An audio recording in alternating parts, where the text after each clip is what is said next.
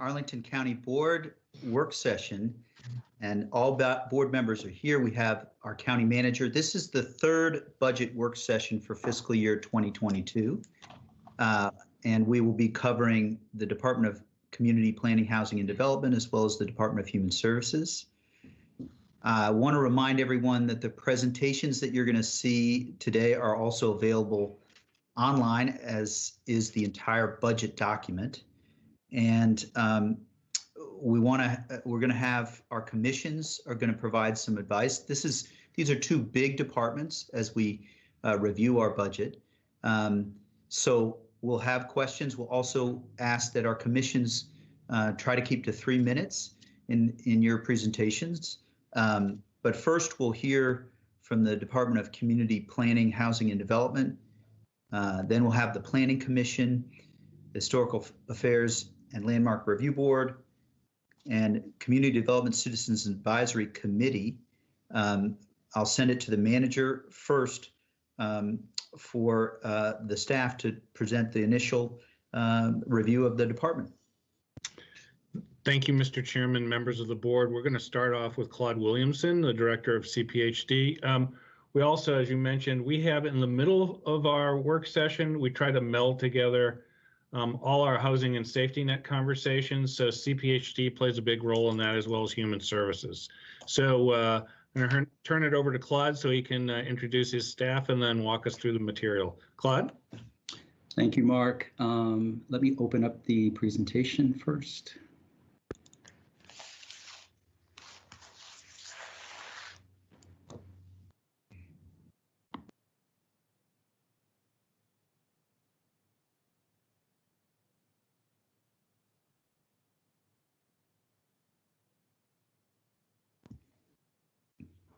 There we go. Thanks, Mr. Williamson. Great. Thank you, Mr. Chairman. Thank you, Mark, and good afternoon, board members. I'm here today with my leadership team and key staff to present to you the county manager's proposed FY22 budget for CPHD. The overall mission of CPHD is to promote the improvement, conservation, and revitalization of Arlington's physical and social environment. The department's made up of 6 major divisions: the Business Operations Division, led by Cynthia Hernan, the Planning Division, headed by Bob Duffy, Neighborhood Services by Chikwe Njoku, the Housing Division by Ann Venezia, the Zoning Division by Arlova Vanam, and Inspection Services by Shari Amiri.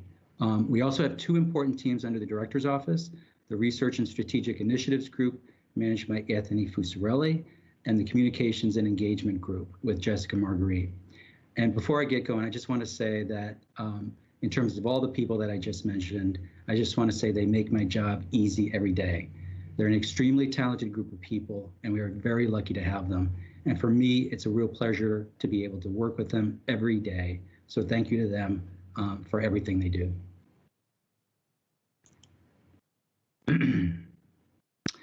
So before we get into the details of the budget, I wanted to share with you some of our major accomplishments over the past year. First, I'm truly impressed with what this department produces on a daily basis and how committed everyone is in serving the Arlington community, especially during this very difficult year. Obviously, these major accomplishments don't capture everything, but it gives you an idea just how hardworking and successful we've been. These accomplishments include our collaborative planning work with the community, such as completing the Shirlington Special GLUP study, adopting 6 major zoning ordinance amendments, and approving 7 major site plan applications, including Amazon's Met Park site plan, Keybridge Marriott, and Crystal Gateway. We've been extremely active on the housing front, gaining 246 new committed affordable housing units. We launched the Missing Middle study and the Affordable Housing Master Plan review. Through these efforts, we hope to generate dynamic and creative recommendations that meet our goals and objectives for an equitable and inclusive Arlington community. And we launched the Pentagon City PDSP planning study, which includes Amazon's next phase for HQ2 at Penn Place, and initiated an update of the Clarendon sector plan, focusing on the western and southern parcels in that metro station area. On the neighborhood side of things, working collectively with DES and DPR, we completed 12 major neighborhood conservation projects around the county. And we officially kicked off our update to the Historic Preservation Master Plan to ensure we have the most effective and current tools to preserve our physical and cultural heritage. And finally, on the zoning, permitting, and inspection areas, we have issued close to 7,000 building and zoning permits and permitted and inspected around 13 million square feet of construction. These accomplishments couldn't have happened without the support of the community and the dedication of hardworking county staff.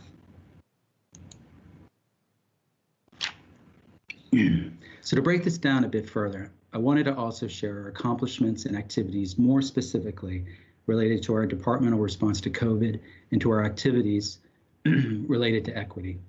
Regarding COVID, based on prior investment in mobile technologies, scanning, and online services, we were able to move from an in-office and in-field work environment to a near 100% telework environment with minimal impact to our customers.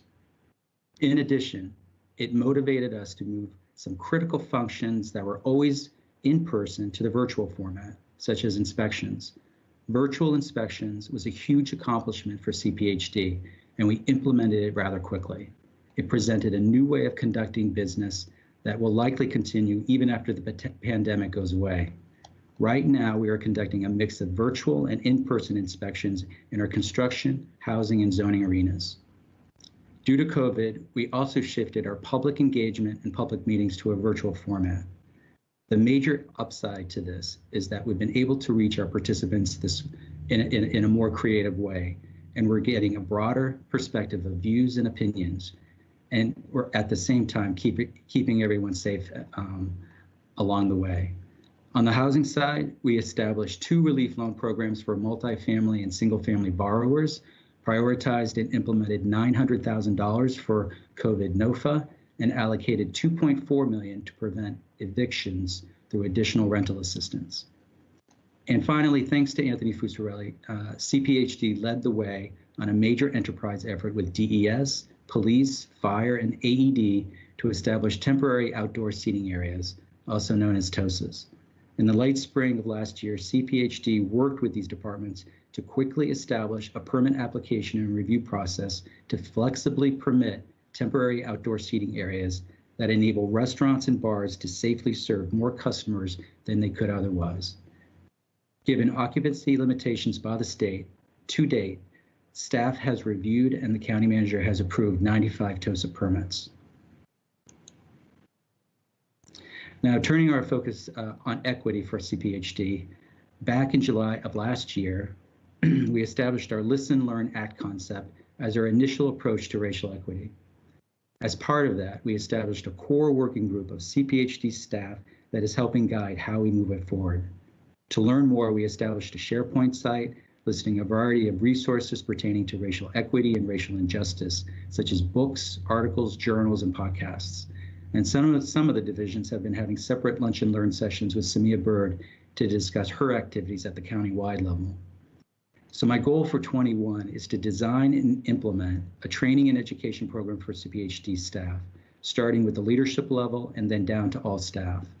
The goal is to get everyone on board with what racial equity is and isn't. Having a common understanding among everyone is an important first step. In addition, the Neighborhood Conservation Program review was identified last year as CPHD's pilot project. So the county manager has been already briefed on this, and the county board will soon be too, but the scope of that project was explicit about answering the 4 equity questions below. Who benefits, who is burdened, who is missing, and how do we know? Especially around the question of distribution of NC projects throughout the county over time. We have also been asking these equity questions as it relates to projects that are currently underway, such as the Missing Middle Study, the Lee Highway Study, and the YMCA site plan application. And finally, CPHD is also working closely with DTS, DPR, DHS, and libraries on efforts to digitally connect disadvantaged populations in Arlington. In the past year, our successes include establishing Wi-Fi hotspot locations throughout the county, studying a nonprofit approach to bridge connectivity to affordable housing developments, and working to develop a digital equity action plan that would establish goals and objectives and guide our decisions and priorities moving forward.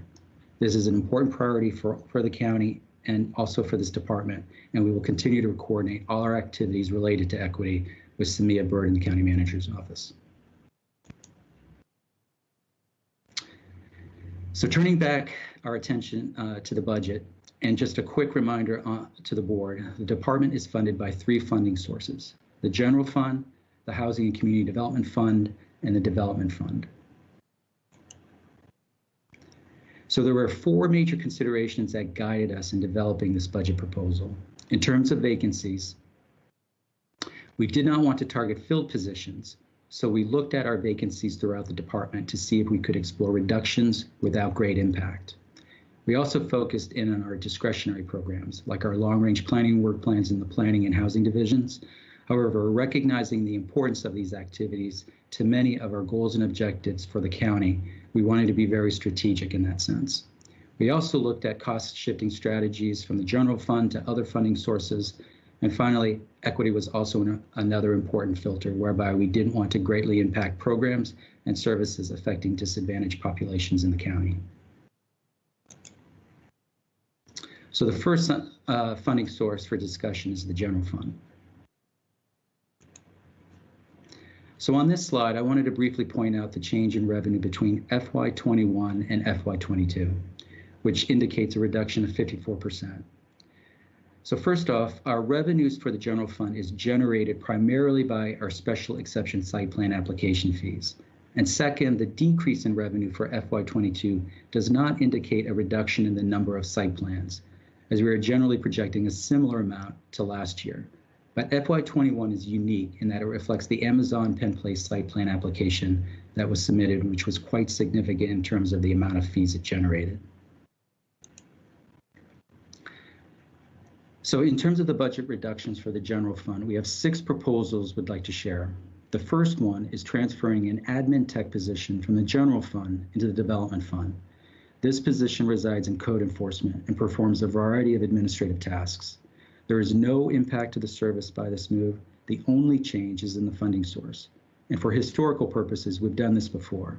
In FY20, to relieve pressure on the general fund at that time, we moved 3 code enforcement staff from the general fund into the development fund that year. Both funds are appropriate funding sources for these types of positions. Our next proposal eliminates a part-time vacant admin tech position in code enforcement. We believe this will have a moderate impact to the work in code. To mitigate any impacts, management has already reorganized responsibilities and shifted much of the work to the remaining admin position and to other employees in the unit. Our third proposal is to use federal funds to cover a portion of general funded personnel costs in the housing division. Using this money in this way is consistent with program requirements. However, by doing so, there would be fewer federal dollars that typically fund multifamily development projects and first-time homebuyer loans. If we were to apply the $100,000 reduction to the first-time homebuyer loan program, that would probably equate to 2 loans that we wouldn't be able to provide. Our next proposal is twofold. First, housing's contracted services funding is proposed to be reduced, decreasing funding that primarily supports loan and asset management services. We believe this will be a minimal impact. Second, housing consulting funds are proposed to be eliminated, which could impact our Housing Arlington work plan. Without consultant assistance, some of our projects may be delayed as staff will need to absorb this work in addition to their current work responsibilities. Some of the work done by consultants include financial analyses, design services, and various research and best practices. This would likely affect the timing of the missing middle study, elder care affordability, and the institutional partnerships work. In order to mitigate this, though, we may need to request the use of non-departmental funds to assist us in funding consultant services throughout the year. Our fifth proposal temporarily freezes a vacant principal planner position in the planning division. Freezing this position will result in some planning activities being delayed or reprioritized, including zoning ordinance amendments for the public spaces master plan implementation, office conversions and flexibility, and elder care affordability. It will also likely impact the start of the courthouse west plan study and the 4-mile run plan implementation. Our final budget proposal for the general fund reduces department-wide non-personnel items. Non-personnel items include supplies such as computer software licenses, computer equipment, pens, paper, notepads, folders, and alike. There's a minimal impact as we are maintaining a certain level of funding for these items, but it may affect our capacity to pay for them when we return to the office. So to sum up our key budget considerations for the general fund, there may be impacts on the Housing Arlington work plan due to fewer consultant dollars, impacts on the planning division work plan by freezing a planning position, and fewer federal funds to fund housing development projects and first-time homebuyer loans. The next funding source is the Housing and Community Development Fund. This fund includes our CDBG, home, and CSBG federal grants. This slide reflects our FY21 and 22 federal allocations. On this slide, I think it's important to briefly point out that there is a 49% difference in expenses and revenues between the two fiscal years. What FY22 doesn't reflect is another major CDBG CARES Act allocation like we got in FY20 and FY21. However, it's our understanding that the $1.9 trillion Rescue Act may have home funding as part of that major federal legislation. As things are changing minute by minute on that, and since we don't know for sure what will happen, we have not included any additional funds for FY22 at this time. While regular funding projections are stable for 21, the future of federal budgets still remain uncertain. And if funding is reduced in the future, we may need to consider alternative funding strategies or approaches to meet our objectives. In addition, for FY22, there may be a continued need to use CDBG funds to help support eviction prevention and other initiatives to help mitigate the effects of the pandemic. The final funding source for discussion is the Development Fund. This fund is funded through development and permitting fees generated by zoning and ISD divisions.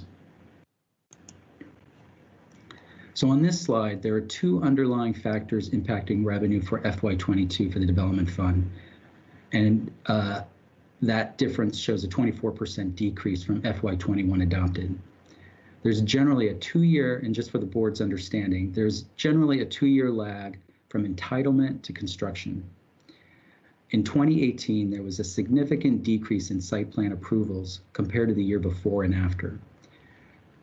So adding 2 years on top of that, we are now just feeling that dip as it relates to permitting and construction of those entitlements. In addition, due to COVID-19, the pace of construction has significantly slowed down, especially as it relates to trade permits and the revenues that it produces. We anticipate that around middle of FY22, things will get better and revenues will start to increase. In addition, on the expenditure side, Permit Arlington will wind down tremendously. This will put much less of a burden on the entire fund for FY23. Although we are meeting our 30% contingency in the fund for 21 and 22, 22 is very close. Our concern is really with 22 at this stage. But we're constantly monitoring the fund, strategically holding back certain vacancies, at the same time strategically requesting new positions to meet increasing customer needs in certain areas, and exploring ways that we can find efficiencies and savings in the Permit Arlington program. In addition to the projected revenue difference discussed in the previous slide, we're also proposing 3 new fees for zoning. Although we are projecting revenues from these fees that really don't add up to anything really significant, we have been doing these activities for a very long time, and we believe they warrant a fee as it does take up a lot of staff time evaluating them. These new fees include work associated with electrical and plumbing reviews, revisions to approved permits and special exception projects, and zoning verification requests. This slide presents new expenses that are being requested. The first 2 are new positions that are needed in the zoning division, the addition of a zoning tech position and an associate planner position. The zoning tech position is greatly needed on the counter services team. The position is responsible for customer inquiries, application intake, review, and processing. As construction and development activities will likely increase by the end of the calendar year, we will need this position to maintain our response times and deliver effective service to our customers. By adding an associate planner position to the BZA, it will complete the team that is needed to properly support the program and its members. If this position is approved, the program will be self-sufficient with no impact to the rest of the division. Caseloads will be manageable and will be able to meet the needs of the BZA. I also wanted to briefly update the board on our permit at Arlington activities. First, I want to recognize all the hard work by the team and its program manager, Debbie Albert. On the system development side in 2020, we met major milestones in getting many additional permits online in the new system. And in response to COVID, for those permits not in the new system, we're able to put them online through ePlan. And right now, everyone is able to pay online for a permit.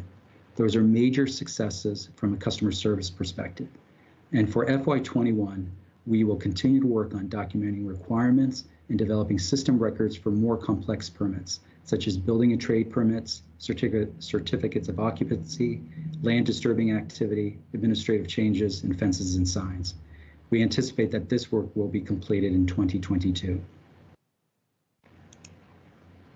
So in summary for the Development Fund, we will continue to manage a reduction of revenue in the short term by strategically balancing vacancies with new positions that provide resources and services that are vitally important to our customers.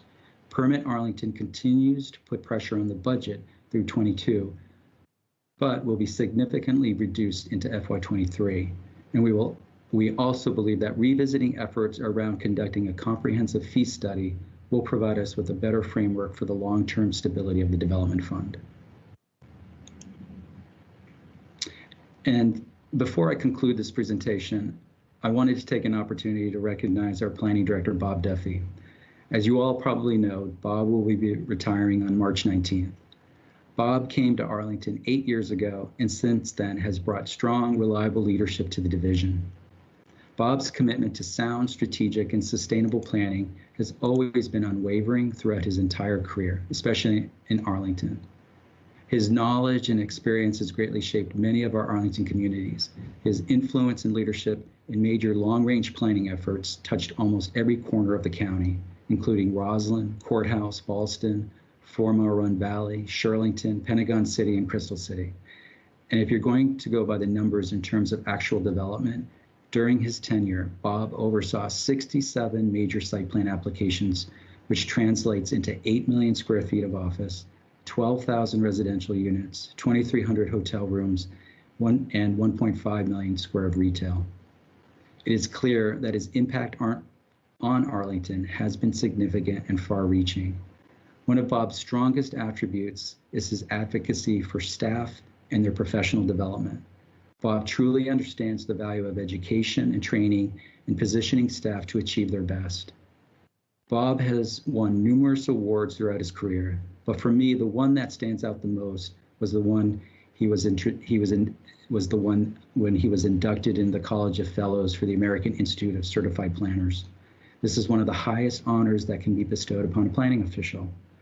On a personal note, I will definitely miss Bob. I will miss his perspective and his opinions on issues. He made me a better planner and also a better leader, for which I'm very grateful. And for those who didn't know, Bob has a wonderful sense of humor. I will truly miss his witty quips and his ability to bring levity and reasonableness to the situation at hand. So big congratulations to Bob. I hope he and his wife Adele have a wonderful retirement as it is much deserved. His hand on planning has been impactful and will be felt for years to come. So thank you, Bob, and best wishes for whatever lies ahead. So with that concludes our presentation. We're happy to answer any questions that the board may have. Thank you, Mr. Williamson. And credit and thanks to Mr. Duffy as well. I know we'll have additional questions. I'm getting a little bit of an echo. So maybe we can do a little more muting, but it sounds like that works well. So next we'll hear from our Planning Commission and our Historical Affairs Landmark Review Board, I believe is, before we come back to questions, I believe is Mr. Lantelmi there.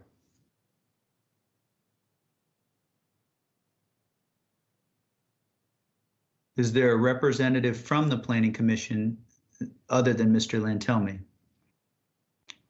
Okay, we can certainly go on to Historical Affairs Landmark Review Board. And is Mr. Woodruff there? Yes, I'm here. Thank you. Can you hear Okay, me? great. We'll hear from you, and then we'll proceed to questions both for Mr. Williamson and following up on your presentation. Go ahead, Mr. Woodruff. Well, great. Thanks for the opportunity, Mr. DeFrante and members of the board. I appreciate it.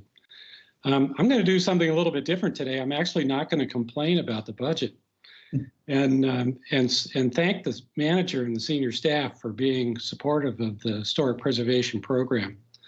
I note that it represents a 1% increase, which in this day and age is a successful accomplishment in my view. So we very much appreciate that, and the money will be well spent. And I believe it'll enable the program to be fully staffed at 4 FTEs, which it wasn't all year long. When a staff person left, I think that person was not replaced, so the workload was pretty intense for the historic preservation staff. And, you know, I know they had a lot to deal with. They were doing far more administrative certificates of appropriateness due to changes that were made in the Maywood neighborhood guidelines. They had a lot to do there, more inspections. They're developing historic markers. That always takes time they take time to write. I don't know if you've seen the ones at the War Memorial by the Clarendon Metro. They're just really fantastic if you ever have a chance to see those.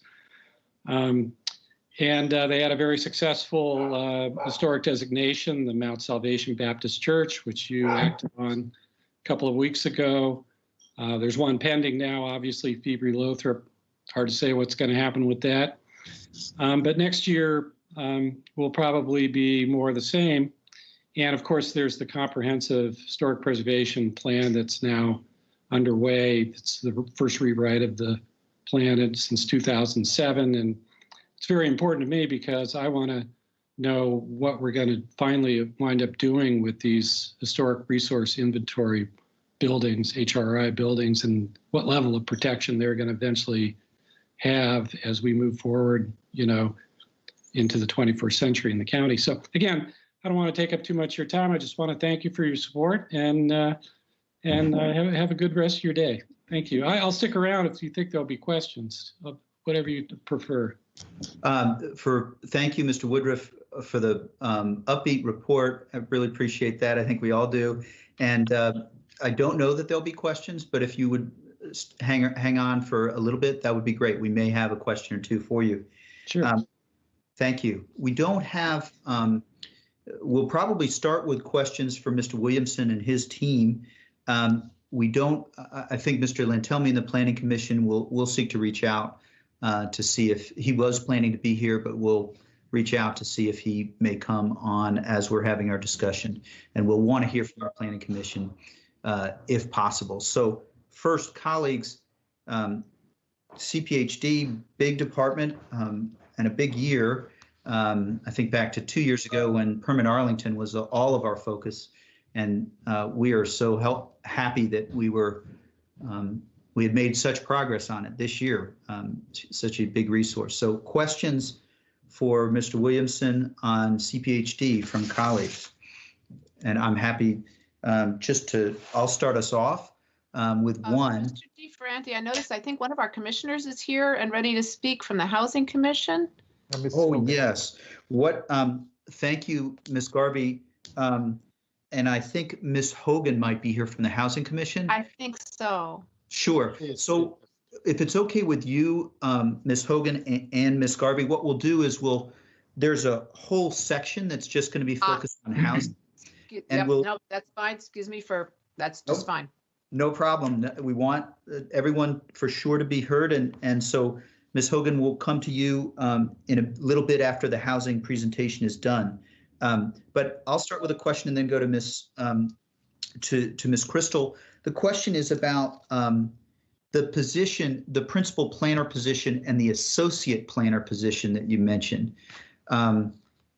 Certainly have an interest in the work that you identified that won't be done, that would be difficult to do because the principal planner position is not there.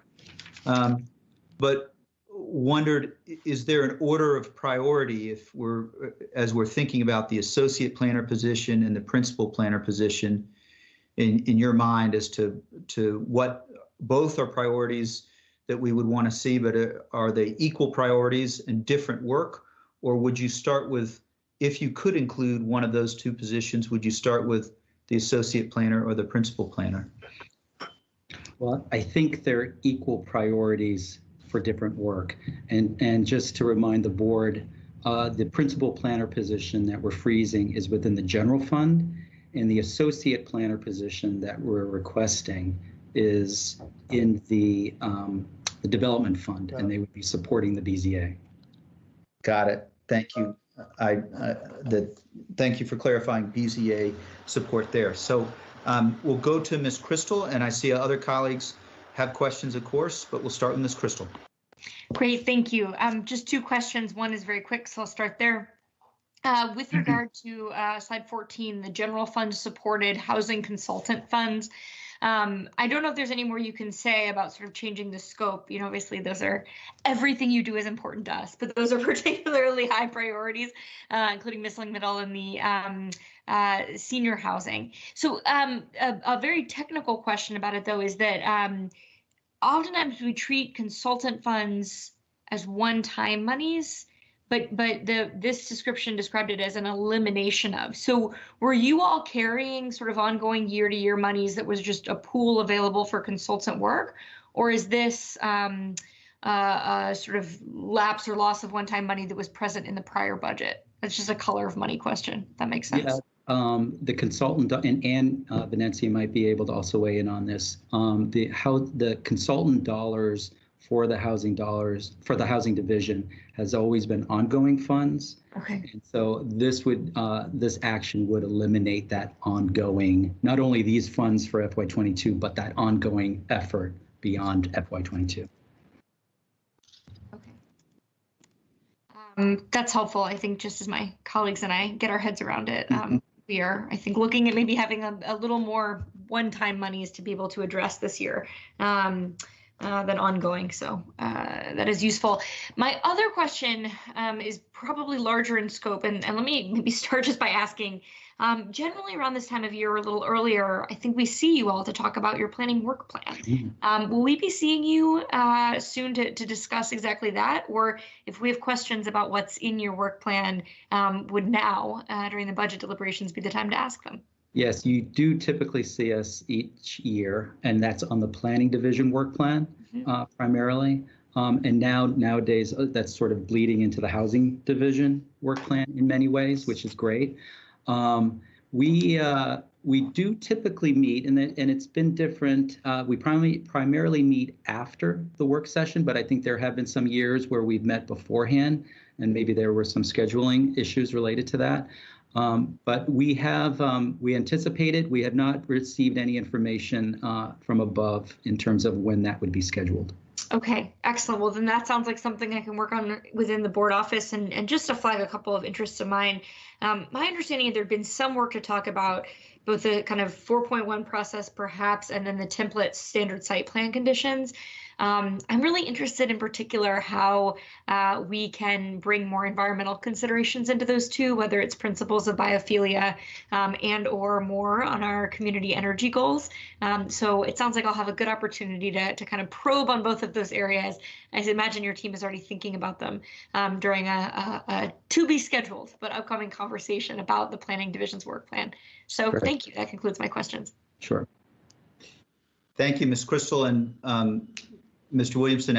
We do want to schedule that. Part of it, the thinking at least that I've had, is that the first 2 months with COVID vaccine response, pretty busy, but I also am mindful of Mr. Duffy's retirement. So, let's work together on scheduling that. I think. Yeah, I would love to do that. And another factor for the board to consider is that because Mr. Duffy will be retiring, we will be bringing on a new planning director, hopefully this springtime.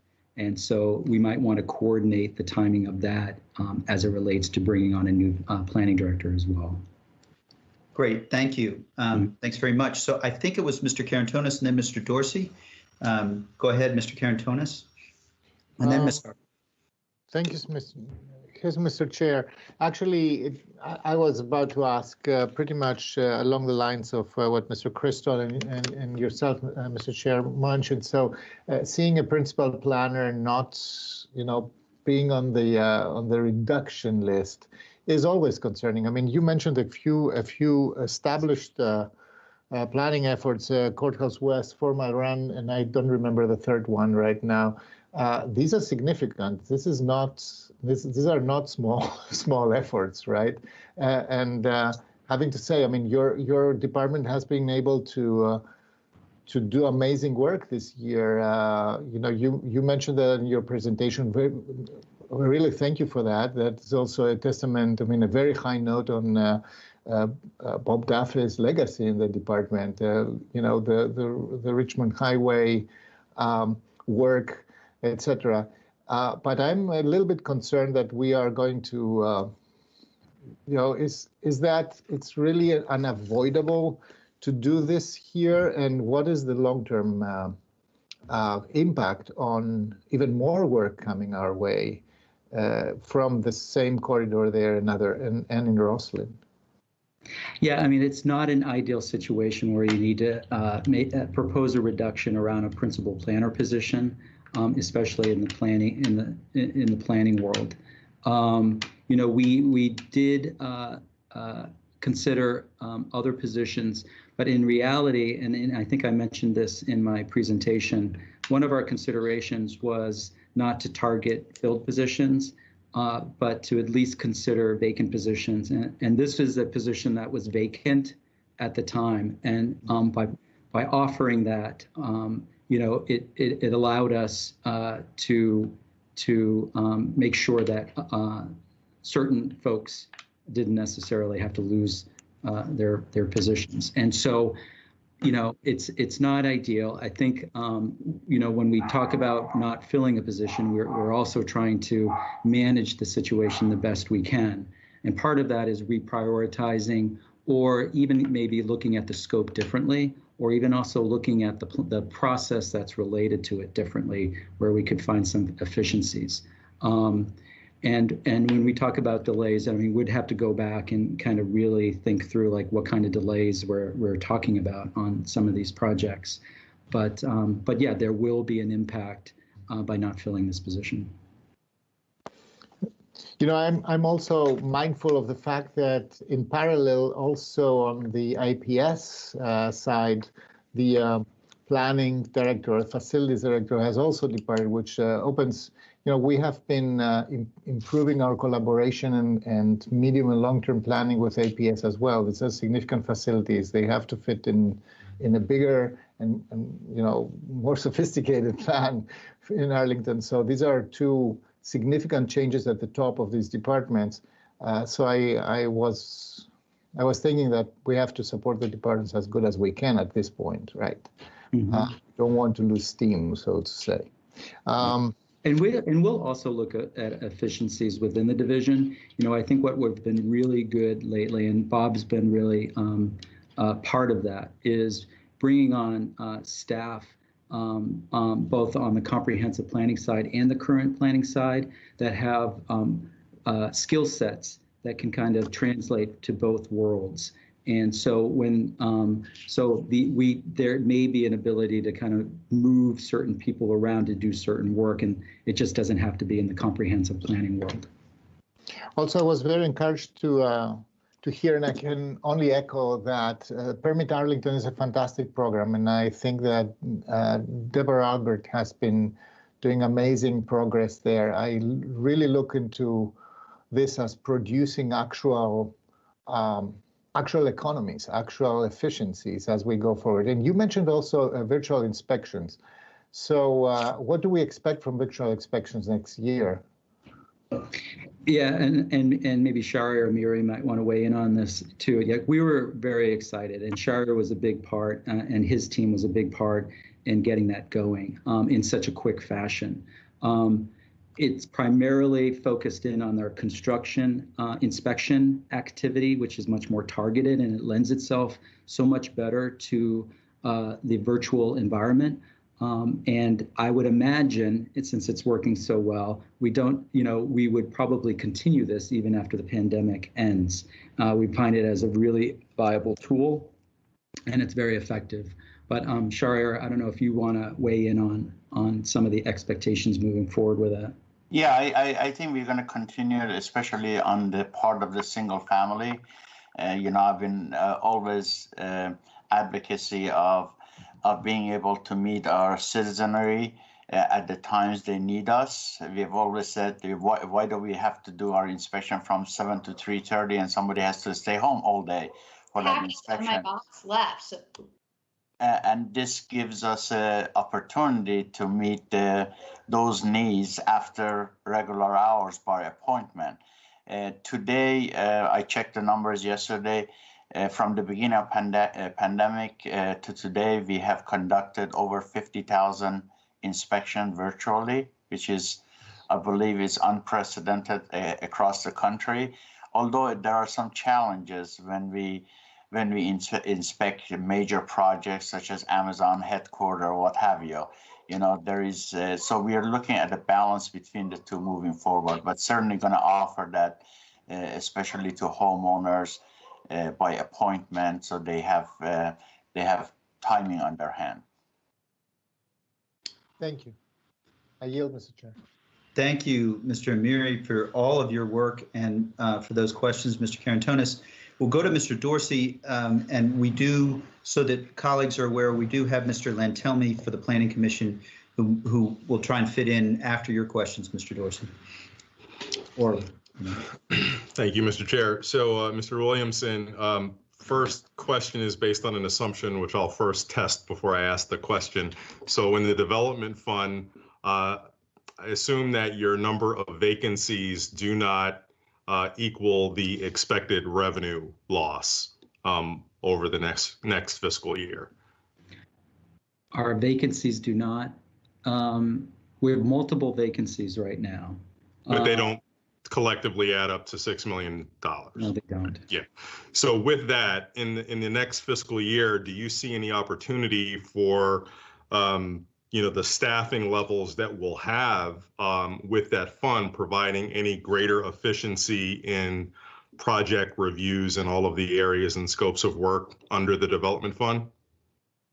Well, I mean, if I understand the question, we are holding back several positions at this time. It's not an ideal situation. There are impacts because of holding back those positions, but we're also looking at certain areas where we need to bring on certain new positions because there's more of a critical need in meeting our customers' expectations. And so it's really a balancing act in terms of holding back certain positions and managing that, and using additional revenues to bring on new positions to manage new expectations or new needs. And so it's sort of a balancing act right now, and it's challenging, and really it's really affecting probably FY22 more so. Even though we are meeting our contingency, it is very close.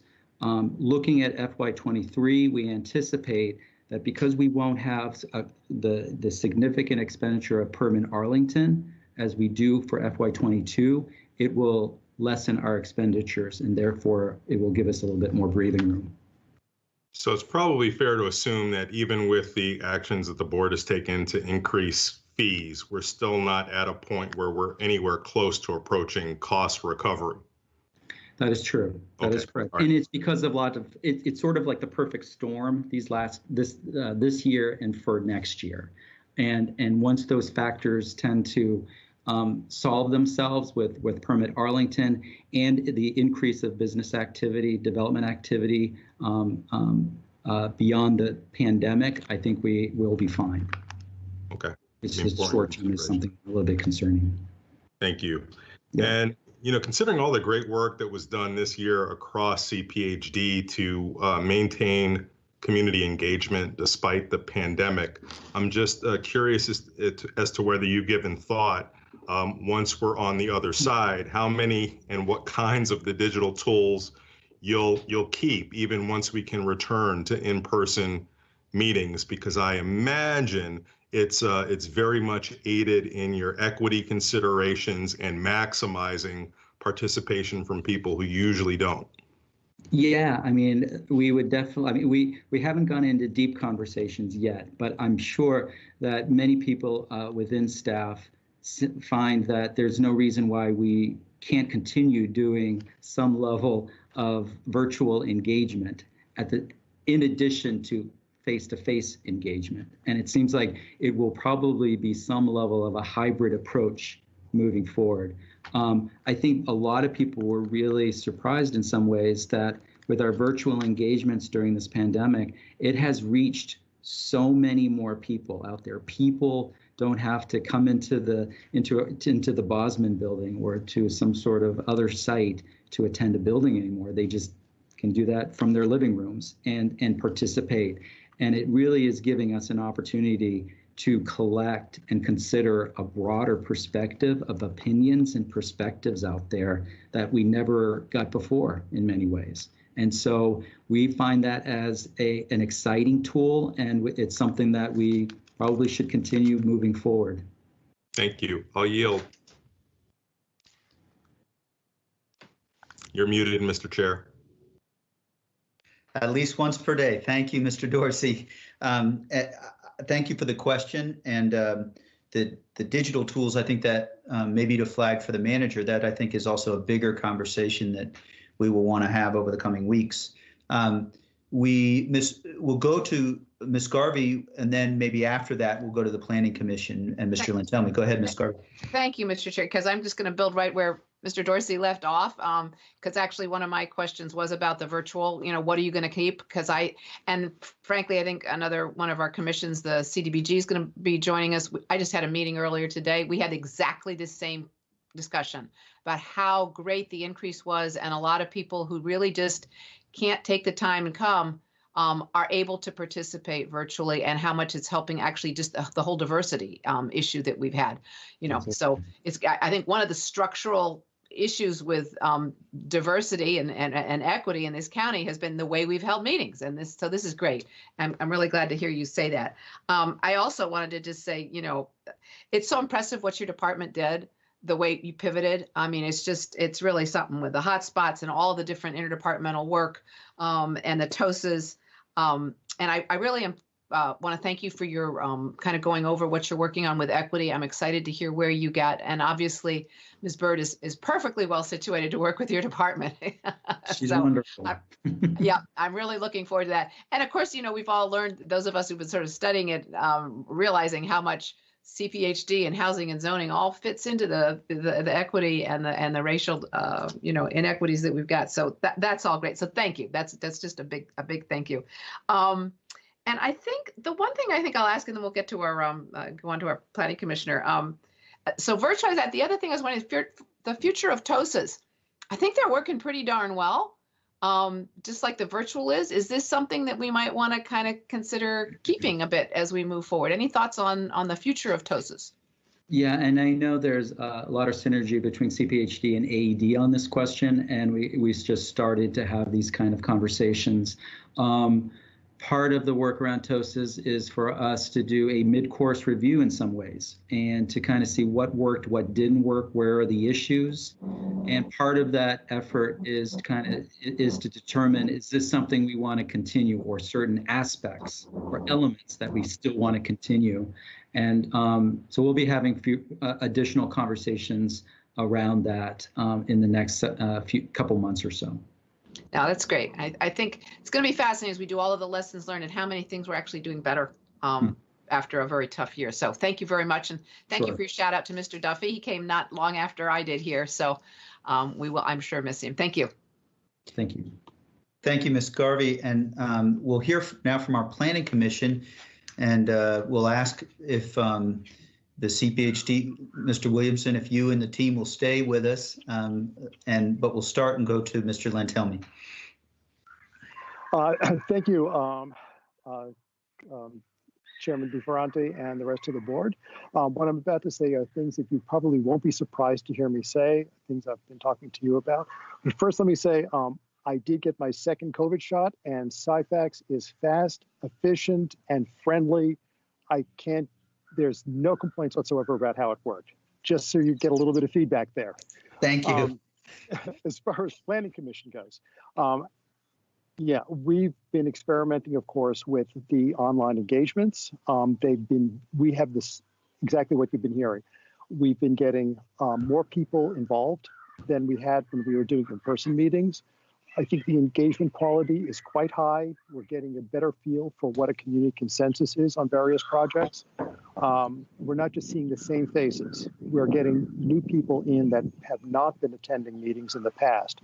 So I'm pretty confident that going forward, even when we start meeting in person again, we will retain at least some, if not most, of the components of the online engagement.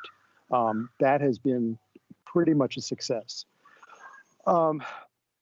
Losing Bob is going to be a big change, obviously, for all of us. He has been great, as has his staff. It's a shame that we can't fill every position. I understand the budget issues, but the workload hasn't gone down. And that's the biggest surprise I think the Planning Commission has seen over the past year, is that we have not seen a drop in the workload, which I think is great. Don't get me wrong, we are all thrilled that Arlington is still a prime development magnet, and projects are still coming into the pipeline, and they're moving forward. There is so much work that needs to be done here. Bob was at our meeting last night, and a number of the things that he said going forward are things that I fully agree with. It's things that I've been saying is that we should be looking at Arlington 2.0. All of our sector plans are really getting long in the tooth. Some of them are running 40 years old. They need to be looked at. They need to be looked at holistically. They need to be looked at through lenses of equity and sustainability and biophilia. We have a lot ahead of us. We can't rest on our laurels. We are known throughout the country for good planning, but that means we have to still move forward. And we can't just say, okay, we did it, we're done. Planning is never done. It's definitely going to be somewhat difficult. It's going to be difficult for everybody to not feel any vacancy in this environment, simply because the workloads have not dropped. And if anything, they seem to us to be increasing. And this is our seed corn, because these developments are fantastic for us. They're money that will be money coming into us. They are going to be housing that we desperately need. Any delay on any of our residential projects means that that's one more unit that we don't have available right now, or a year from now or 2 years from now. So anything we can do to move that forward is important. We have so many things going on right now that, Lee Highway, Plant Lee Highway, Missing Middle, the Pentagon City PDSP review, the Clarendon sector review, all of these come together in that they are looking to increase the density in this county. Where can we add additional spaces for us to live, to work, to play? We need all of this. In addition to public facilities, where are we going to be putting these schools that we are going to be needing? So these are all things that our staff is great. I want to make sure that you fully understand. We are very happy with the staff. We've been able to recruit a top-notch planners, and that's to our benefit. And they are definitely working hard. They're fantastic resources for us on the Planning Commission, but we need them. So anything we could do to replace anybody who leaves, we're going to support, because we feel that ultimately they're paying for themselves. If we can get a development done a year earlier, 2 years earlier, that pays for that position in the property taxes that start going up. So, I'd like us to look at things in that lens, that it's not just the right thing to do, but it's economically the right thing to do. And anyway, that's pretty much where we're coming from with the Planning Commission. And if you have any questions, certainly let me know. Sure. So first and foremost, so glad that you got your second dose, but also that you are showing us biophilic principles by your report. with the tree in the background, and Yes. love I thought that. it was 68 advocacy degrees for out. dog parks among our public facilities. No, this is not a dog park. I actually can see the kids down there doing practices. That's wonderful. Yeah, this is Lion Park. In Lion Park, it's that little the old trolley by the trolley right away had that little tucked away park. Thank you. And I mean, on multiple levels. First, we're all ready to have a smile at least at being outside, and then biophilic principles truly are very important, and appreciated Ms. Crystal's questions, and I know each of us regarding the site plan and the 4.1. But I'll just open it to colleagues. The one note I want to make is along the lines of our earlier discussion about the conversation with CPHD. I know we would like to have a conversation with the Planning Commission, as we typically have done. So that is on my mind and our minds. But I think when we talked, Mr. Lantelme, we sort of said priority, Yes. but mindful that COVID these first couple of months. So it may be that time Right. is right. But I us. very much do want to do that. I think that would be a very useful exercise for all of us. Great. So colleagues, additional questions for, if you have them, for Mr. Lantelme or Mr. Williamson. I will just add one other editorial. Because the temperature is increasing, I'm thinking of that, and because of the upbeat comments from Mr. Lantelme, and really the possibilities that Mr. Williamson, your department has worked on, I am eager to get to the second theme of the year in earnest, which is recovery. And I can feel that coming for us. So I think, Mr. Dorsey, you had a question. Oh, thank you, Mr. Chair. I've just got one more question on this body of work. Mr. Williamson, do you feel like you're adequately resourced with the expertise required to figure out what's the appropriate mix and value of community benefits as more and more development activity gets so complex, and we look at a market that, to say the least, is subject to lots of variation? Do you feel like you've got all you need in order to adequately ensure that we're extracting maximum value for what we are allowing during the entitlement process? Well, we're never adequately resourced. Let's just put it that way. For that particular thing. I'm always looking for more resources. But we do have great staff on board in terms of doing that analysis, in terms of our community benefit work. I know that Aaron Schreiber, who heads up a lot of that work for the department, works very closely, not only with me, but also with the planning director and other team folks in CPHD. It'd be interesting to maybe even also get, if Bob Duffy's on the line, if we could maybe get his perspective on that as well. Thank you. Well, thank you, Claude, and County Board Member Dorsey, thank you for the question. The first thing I just need to highlight is the great work that Aaron Schreiber does.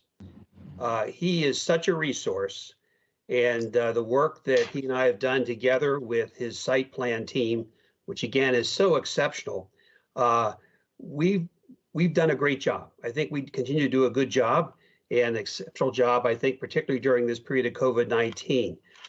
You're going to have a project coming before you, and the landmark block as a site plan. It's actually going to the Planning Commission tomorrow evening. But I think that will be a great example of how we've worked with the development community, worked with the Site Plan Review Committee to tackle the right blend and the right amount of community benefits consistent with the legislation from the Commonwealth, our incentive-based zoning. So we're in a good place. I know there have been a lot of comments and questions from the community about the community benefits and how we set priorities.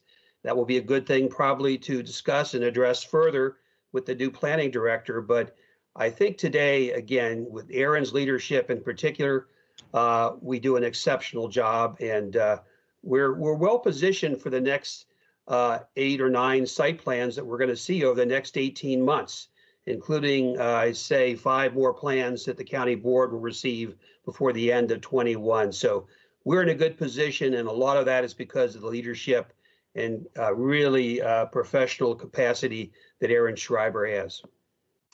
Thank you, Mr. Duffy, and thank you, Mr. Williamson. And it's good to see Mr. Duffy for one of the last remaining times in this capacity. Thank you so much, Bob. Thank you, Mr. Dorsey. And I think certainly I know Ms. Garvey will want to add to this, but Mr. Duffy, I think we all have to strike at this moment and just thank you for your commitment to our county. And the fact that you were just talking about we and the site plans that will come after you retire is just a part indication of your clear commitment to great planning that has basically lifted this community and changed this community for the better over the last 8 years. It was great to hear, Mr. Williamson, your effusive comments about the way that you have mentored and invested in staff as well, Mr. Duffy. So I'm sure others will want to add, but I did want to call you back to the Zoom to put the camera on, and certainly we'll give you a chance to offer thoughts. Maybe I'll start with Ms. Garvey and be ready if you want to offer any thoughts. But I know each of us wants to thank you for how much you've done for Arlington. So Ms. Garvey, and then we'll give you time for a word, of course, Mr. Duffy.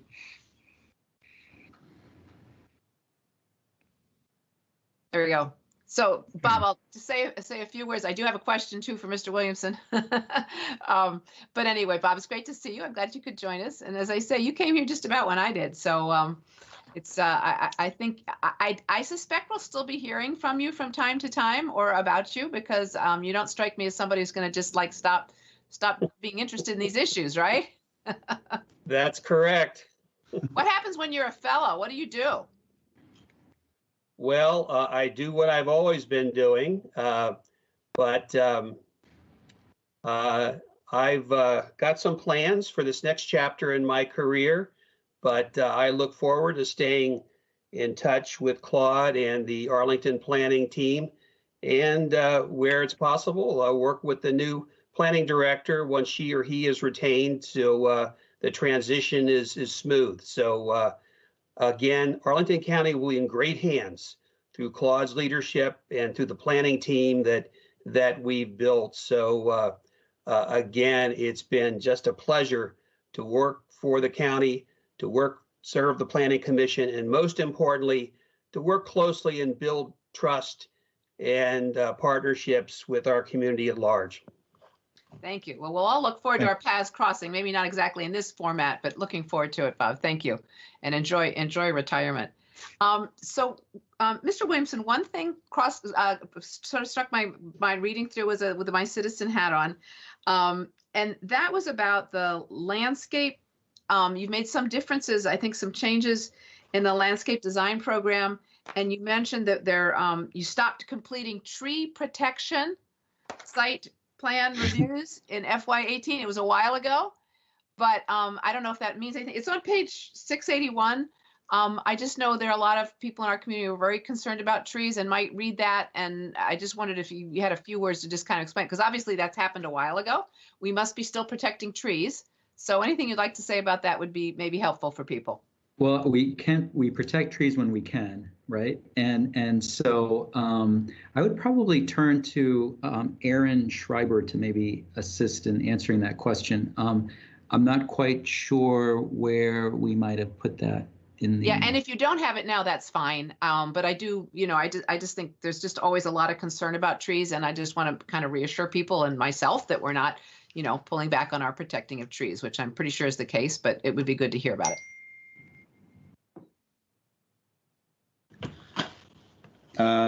Good afternoon. This is Aaron Schreiber. I think in looking at this, I believe that this was a plan review activity that was transferred to another department. So it's still something that we review. In CPHD, we review landscape plans, but the tree protection plans are reviewed by a different department. So our involvement is as an advising agency, just not leading those reviews in their own. And so Great. this is done primarily by the urban forester and the Department of Parks and Recreation. But again, our landscape planner on the planning division staff does play a lead role in that as well.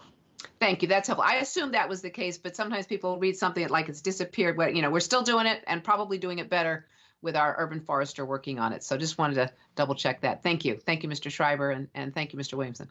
Sure. Great, thank you. With that, we will move on to the housing portion, the joint presentation that I believe Ms. Venecia, is that correct, Mr. Manager? Ms. Venecia is going to be starting for us. Great, I see she magically appeared. And so unless you have introductory comments, Mr. Manager, we'll go to Ms. Venecia, and we just appreciate our commissions, Ms. Hogan, hanging on so we can get this presentation, and then we will come to you. Ms. Venecia. All right, thank you, Mr. Chair, and good afternoon, everyone. As everyone knows, affordable housing remains one of Arlington's biggest challenges, and this challenge has been worsened by the COVID-19 pandemic and the ensuing economic crisis. So with many people in our community facing urgent threats to housing, solutions really do need to be multifaceted. So we're trying to balance support for individuals in need, along with efforts to increase supply and also maintain the county's existing portfolio. So as a result of the COVID pandemic, the fiscal year 22 proposed budget puts greater emphasis on direct support, including eviction prevention, while also still working to increase housing supply. And a theme that you might recall from prior years when we've done this presentation is that CPHD and DHS really do work together to try to meet this demand for housing affordability. And this is both pre and post-COVID. And we do this by creating programs that complement each other to support Arlington's low-income households.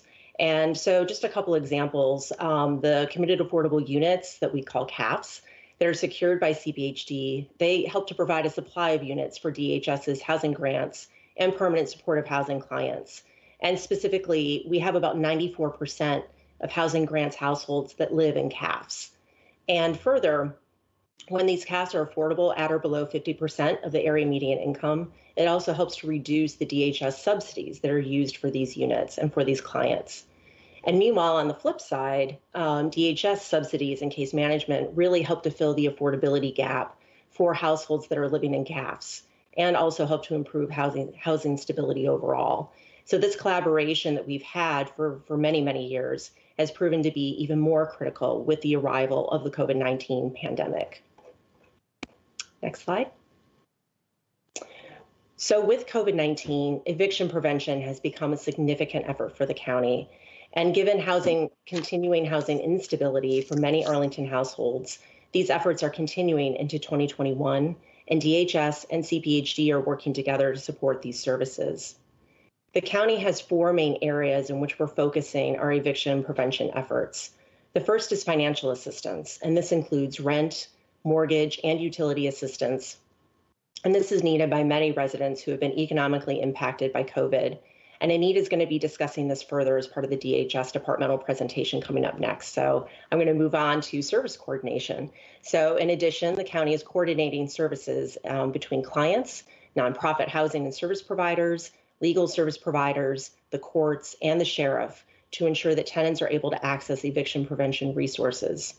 And then also with policy and advocacy, we're participating on a regional eviction prevention task force to share information and to develop solutions with our partners in Alexandria, Fairfax, Loudoun, and Falls Church.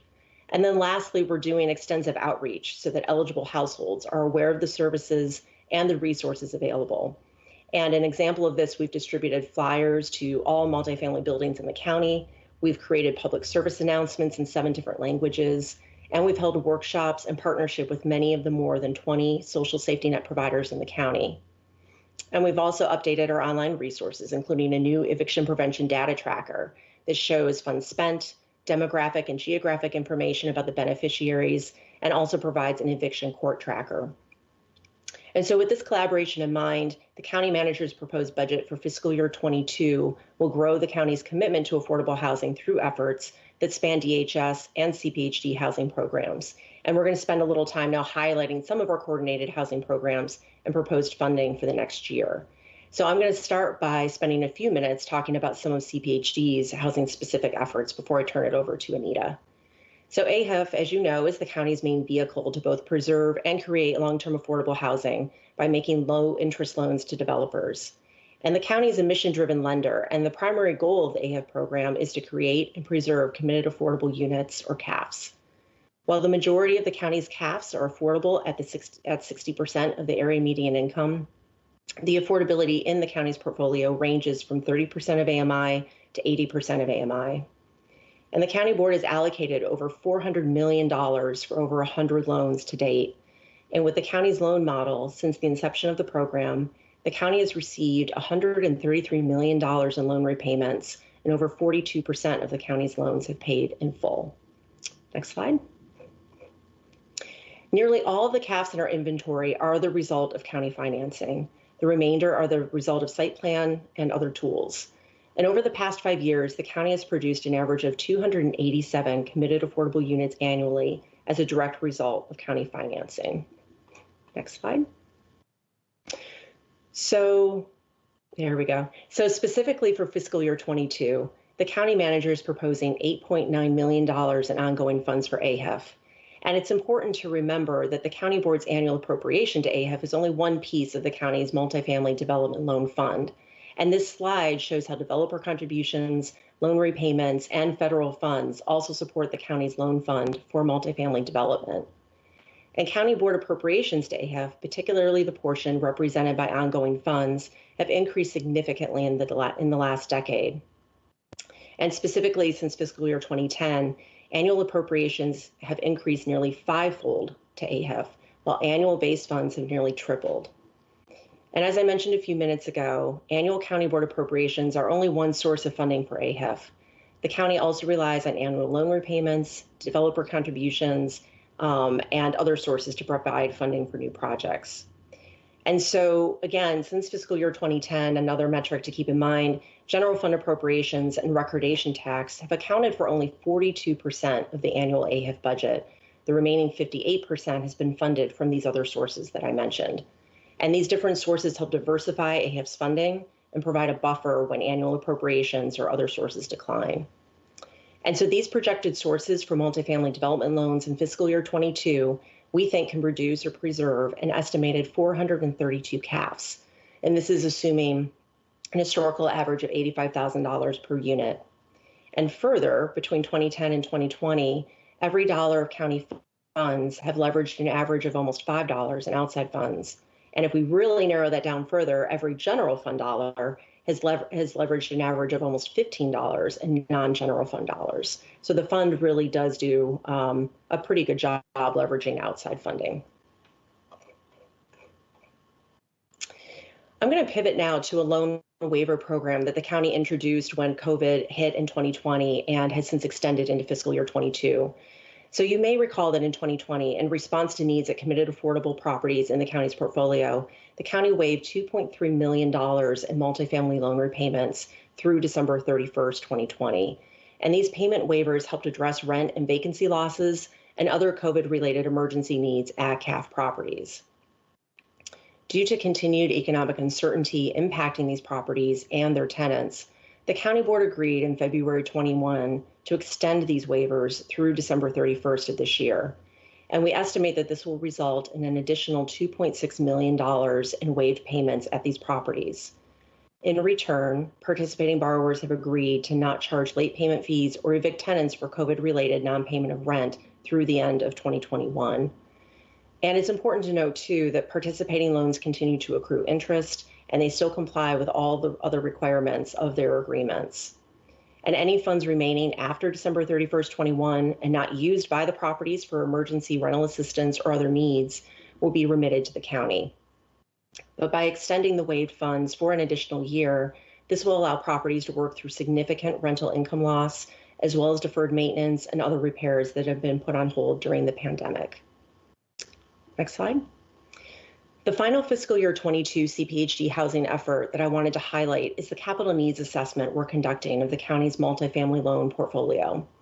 So the county has almost 50 rental properties in its multifamily loan portfolio, And staff monitors the health of these properties through a variety of means, through on-site physical inspections, financial monitoring, and most recently, off-site virtual inspections due to COVID. And older properties that were acquired with little or no rehab at the time of acquisition, while they offer an important preservation opportunity, these same properties may face aging buildings and systems, which impact ongoing maintenance and operating budgets. Most properties use replacement reserves or other property accounts to complete larger and more costly repairs. However, some repairs or equipment replacement are cost prohibitive and therefore necessitate outside resources to avoid a more piecemeal approach. So to address this, staff is developing a plan to identify property needs across the county's multifamily portfolio and research funding options that would allow for a more comprehensive capital needs strategy. This is a focus for us in fiscal year 22, and we hope to have a program plan that we can share back with county leadership in the next 12 to 18 months. So with that, I'll turn it over to Anita to discuss some of DHS's housing programs and associated budgets for fiscal year 22. Thank you, Ms. Venecia. Ms. Friedman. Good afternoon, members of the county board and staff, and thank you, Ann, for presenting the first half of our joint presentation on housing. We really do rely on this partnership because without the construction and development of CAFs, we would not have places for low-income families to live, and without the rental subsidies, these families would not be able to afford to live in them. So as part of our total package, our Department of Human Services, which operates the housing grants program, is requesting an increase of $2.5 million in fiscal year 22. We realize this is a very large amount, and you can see what the pandemic has done to the housing grants program on this graph. We started having an increase from FY20 to 21. And by the way, you should have received electronically 2 of our detailed summaries of housing grants history and the housing grants program snapshot under separate cover, which we provided to you annually for more detail. But from FY19 to 20, we increased 3.9%. in terms of households. Well, from 20 to 21, when we were in the pandemic, we increased 9.4%. You don't have to bring up the sheet. We'll just stay on here. And that has caused a tremendous budget pressure.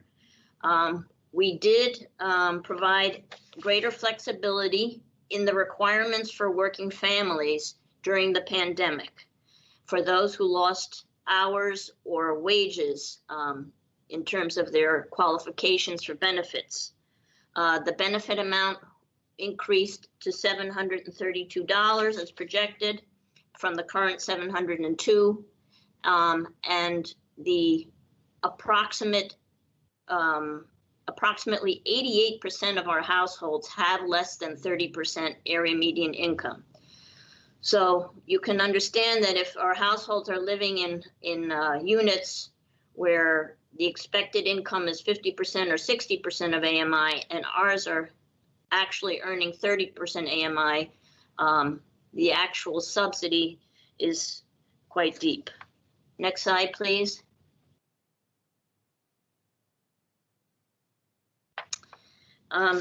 Just to remind you, in fiscal year 20, we adopted a new maximum allowable rent policy that you approved.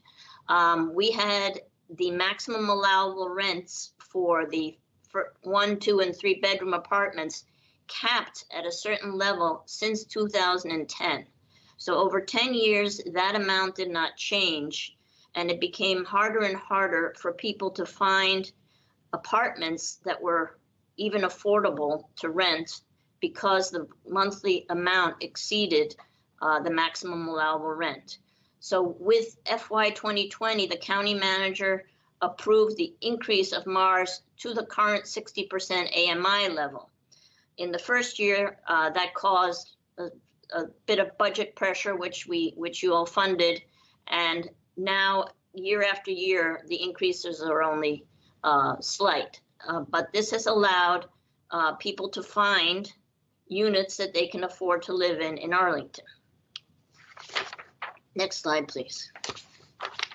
One other thing that I'd like to mention, I do have the information about eviction prevention in the other part of my presentation. Permanent supportive housing continues to be the primary tool that we use to house and support low-income household adults with disabilities in affordable units. So currently, we have 261 projected households to be in permanent supportive housing in FY 2022. We do have some funding from the Department of Behavioral Health and Developmental Disabilities, which allows us to house additional, about an additional 60. But in terms of permanent supportive housing, not only is the subsidy provided, the case management is provided. This allows people who have serious mental illness and who are largely previously homeless to find decent, safe housing, have the subsidy to support the rent that they need, and then to have a case manager working with them to ensure their tenancy. This has resulted in a 97% retention rate of the households in their housing this year. Next slide. Do we have another slide? Oh, I did want to mention, sorry, that in case you're wondering where these new units are going to be located, we have several in the Apex East and Apex West, several in Queens Court, and a variety in AHC properties. We're open for questions. Great, thank you, Ms. Friedman. We have a couple of commissions that we certainly can hear from. If there are colleagues with questions immediately now, happy to take one round of questions before we go to commissions. But if I don't see hands, then we will go to, we have 3 commissions eventually, and we'll ask Ms. Venecia and Ms. Friedman to stay with us. We'll start with the Commission on Housing. We also have the Tenant Landlord Commission, and then the Community Development Citizens Advisory Council will be our third commission that we'll hear from. But first, let's go to Ms. Hogan and our Housing Commission. Good afternoon. I'm Alice Hogan, and I'm here representing the Housing Commission this afternoon. Thank you for having us. Sure. On behalf of the Housing Commission, we wanted to begin just by thanking the board and the incredible county staff for providing a year of unprecedented support, housing payments, and food security to our vulnerable neighbors. In terms of the current budget, we would like to affirm the increase in funding in the manager's budget for the housing grant program, which Ms. Friedman just discussed with us. Both in that it will add additional recipients as well as increase the allowable rents, which, as she explained, the county is addressing annually now. We're really grateful for that. Also, the increase in the permanent supportive housing units. I believe there'll be 13 new units, and we know how needed those are. We also understand there'll be an increase in the MyPAP down payment program, specifically for the lower income earners participating in the Live Where You Work program. And that will hopefully help some Arlington County employees be able to purchase and live within the county. And then, of course, the ongoing funding for the AHIF, which I think is at the base rate of approximately $9 million.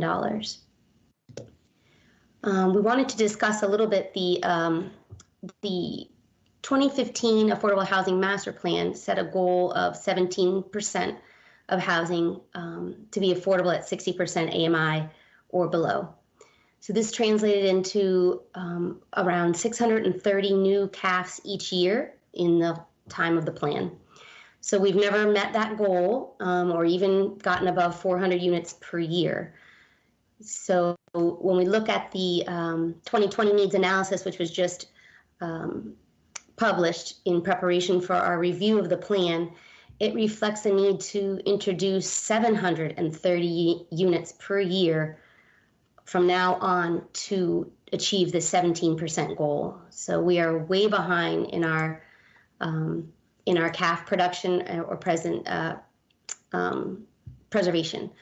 So a lack of affordable housing, as we know, is an ongoing crisis, and we know we're in dire need of additional supply as this economic crisis has laid bare. Frontline workers, essential workers struggle to afford to live in our community where we need them close by. So for that reason, as we emerge from this public health and economic crisis, the Housing Commission urges the board to recommit to robust catch-up funding for the AHIF to boost our affordable housing development as soon as is fiscally feasible. We applaud the focus on equity in the county when we know so many are being left behind. This pandemic shows all of us how much vulnerability exists in the county and the great need our residents have for housing stability. And so the questions arise, how can we continue to live up to our county's vision of an inclusive and diverse community? And is there equity when low and moderate income earners cannot afford a decent and safe rental unit here in our community? And lastly, we know that there is a $17 million COVID contingency fund. And our suggestion is that if these funds are not fully utilized, that we would urge the board to consider shifting those funds to the AHIF to support the preservation and development of additional affordable units. And that's our comments on the budget as they stand, and I'm happy to remain here as well for any questions. Thank you. Thank you, Ms. Hogan. Really appreciate it. So please do stay. We'll have questions. We'll go now to our Tenant Landlord Commission. Is Mr. Timms there, please? Good afternoon. How are you? Good afternoon. Matt? Go ahead. Thank you for the presentation, Ms. Venezia and Friedman. Very well done, and very much appreciate your hard work during this incredibly challenging time.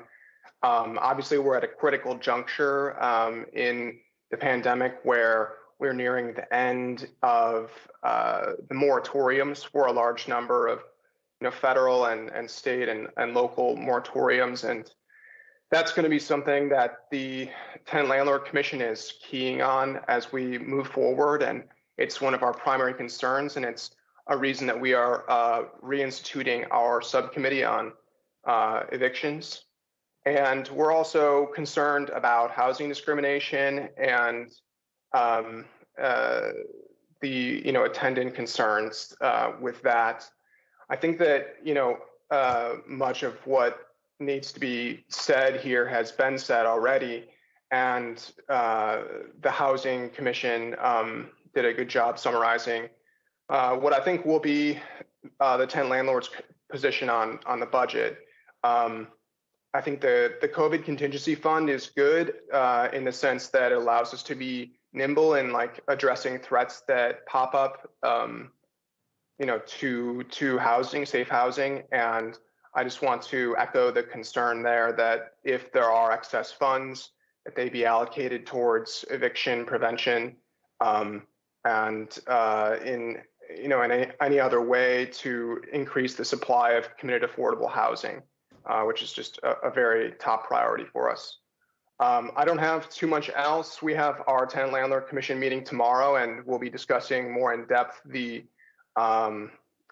budgets at that time. But for now, I'd just like to thank all of your efforts in this very trying time, and look forward to hearing more as we move forward. Thank you, Mr. Tim, for the thoughts, the revitalization of the subcommittee, and your leadership of a very important commission at this moment.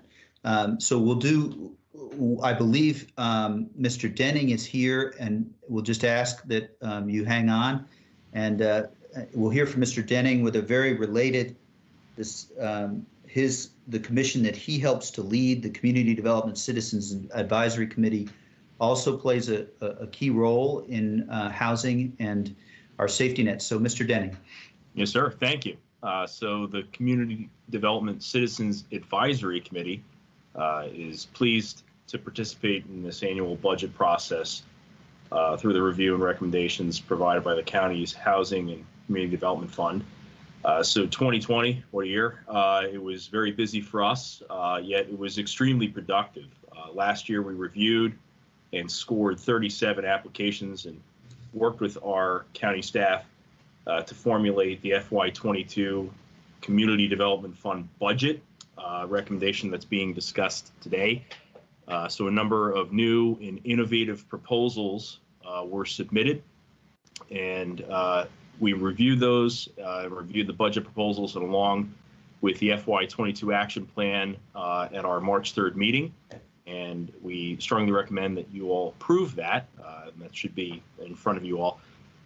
In the past year, we also supported the COVID-19 efforts, or COVID-19 relief efforts, I should say, through review and recommendations of grants that were funded through the CARES Act. And it was an additional entitlement funding group that was presented through us.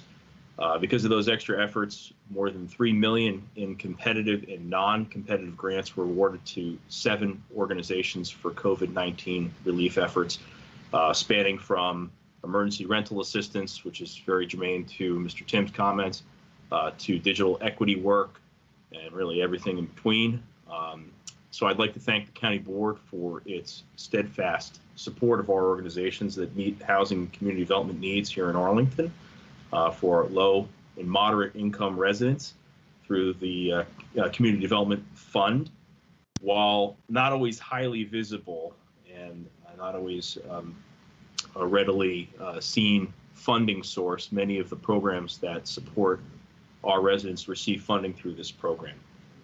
On a personal note, I was also very grateful to have the opportunity to even operate virtually and hope that we can maintain and retain that ability moving forward to have some virtual meeting capability for this particular committee. Along with the county staff, CIDSAC works to ensure that neighborhoods and families have access to these programs and help them to secure and maintain housing, avoid homelessness, avoid eviction, develop economic self-sufficiency, foster neighborhood sustainability, and ensure that the subrecipient organizations are good stewards of this federal funding. We've also been very diligently recruiting in this digital and virtual world for new membership, new diverse membership, diverse in terms of socioeconomic as well as geographic distribution across the county to ensure that all neighborhoods that are receiving these funds are particularly represented. So we actually host a community development bus tour every year to highlight programs funded through the Community Development Fund. We would like to invite the county leadership to participate in this year's virtual event.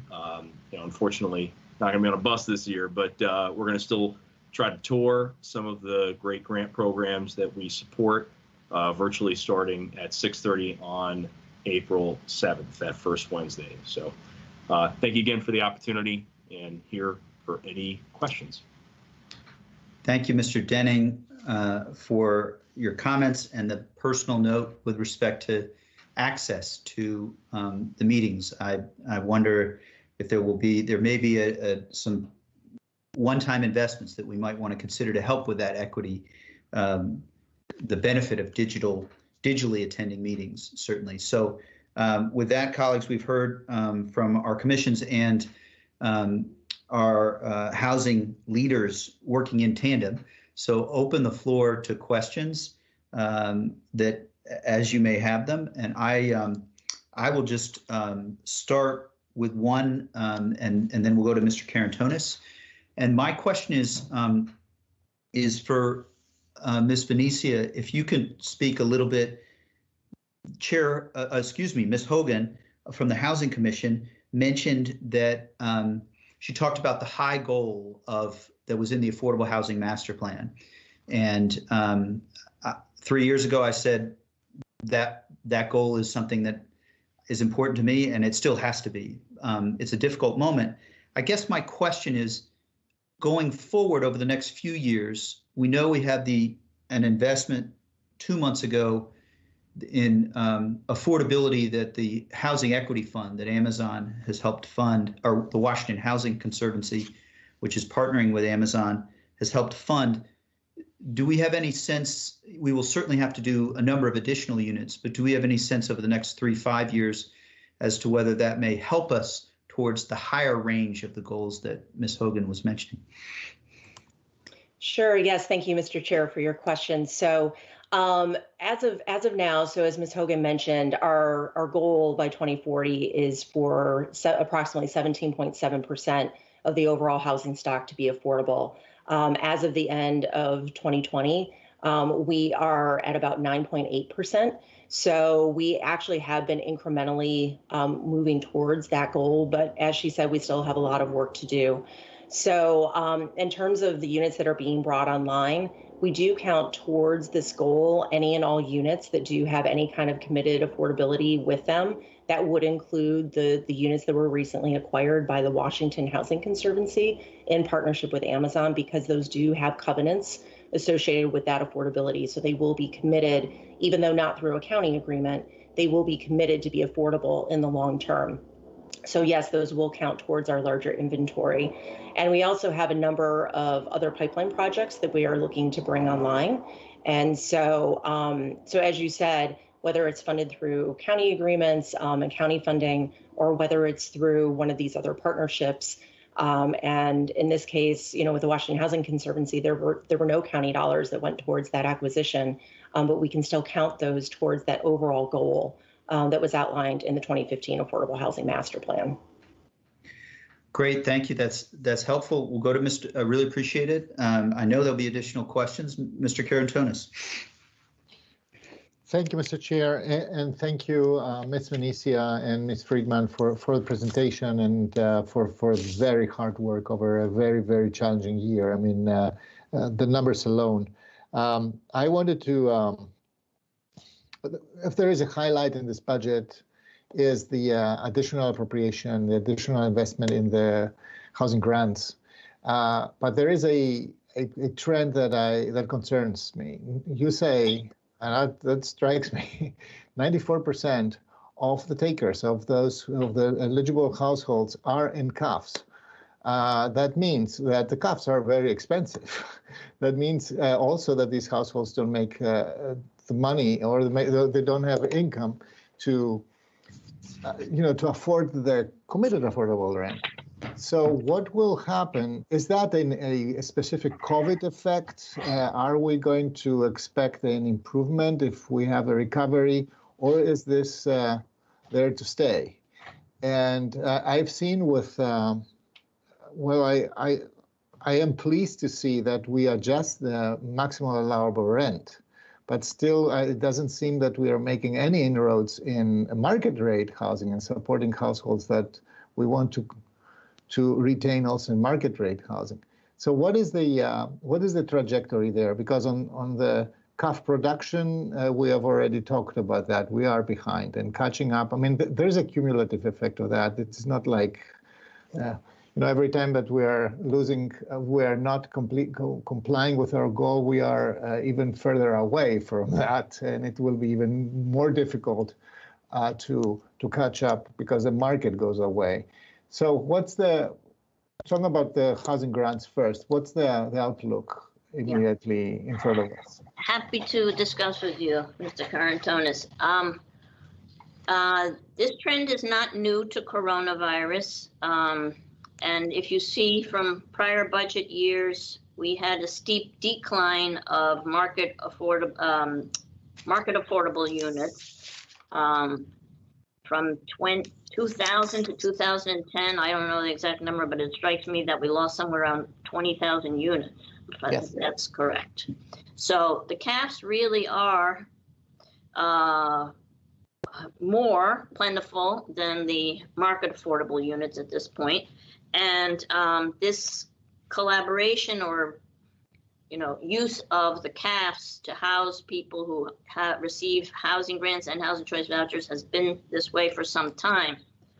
Now, one thing to know is that housing grants income is very low, those households, and housing choice voucher can be even lower. And we only have 3 categories of people who can get housing grants. People with disabilities, permanent disabilities, people who are 65 and older, and they have to meet income and asset thresholds, and working families. And so just to give you an idea, in 2020, in October, the average annual income of a working family on housing grants was $28,200.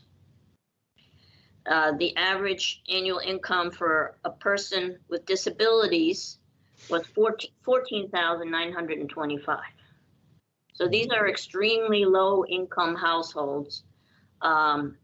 Even the working families are very poor, and we have pretty much an even distribution amongst working families, people with disabilities, and 65 and older. You know, it's like a third, 33% each. And the working families do not stay on, as one would believe, forever and ever.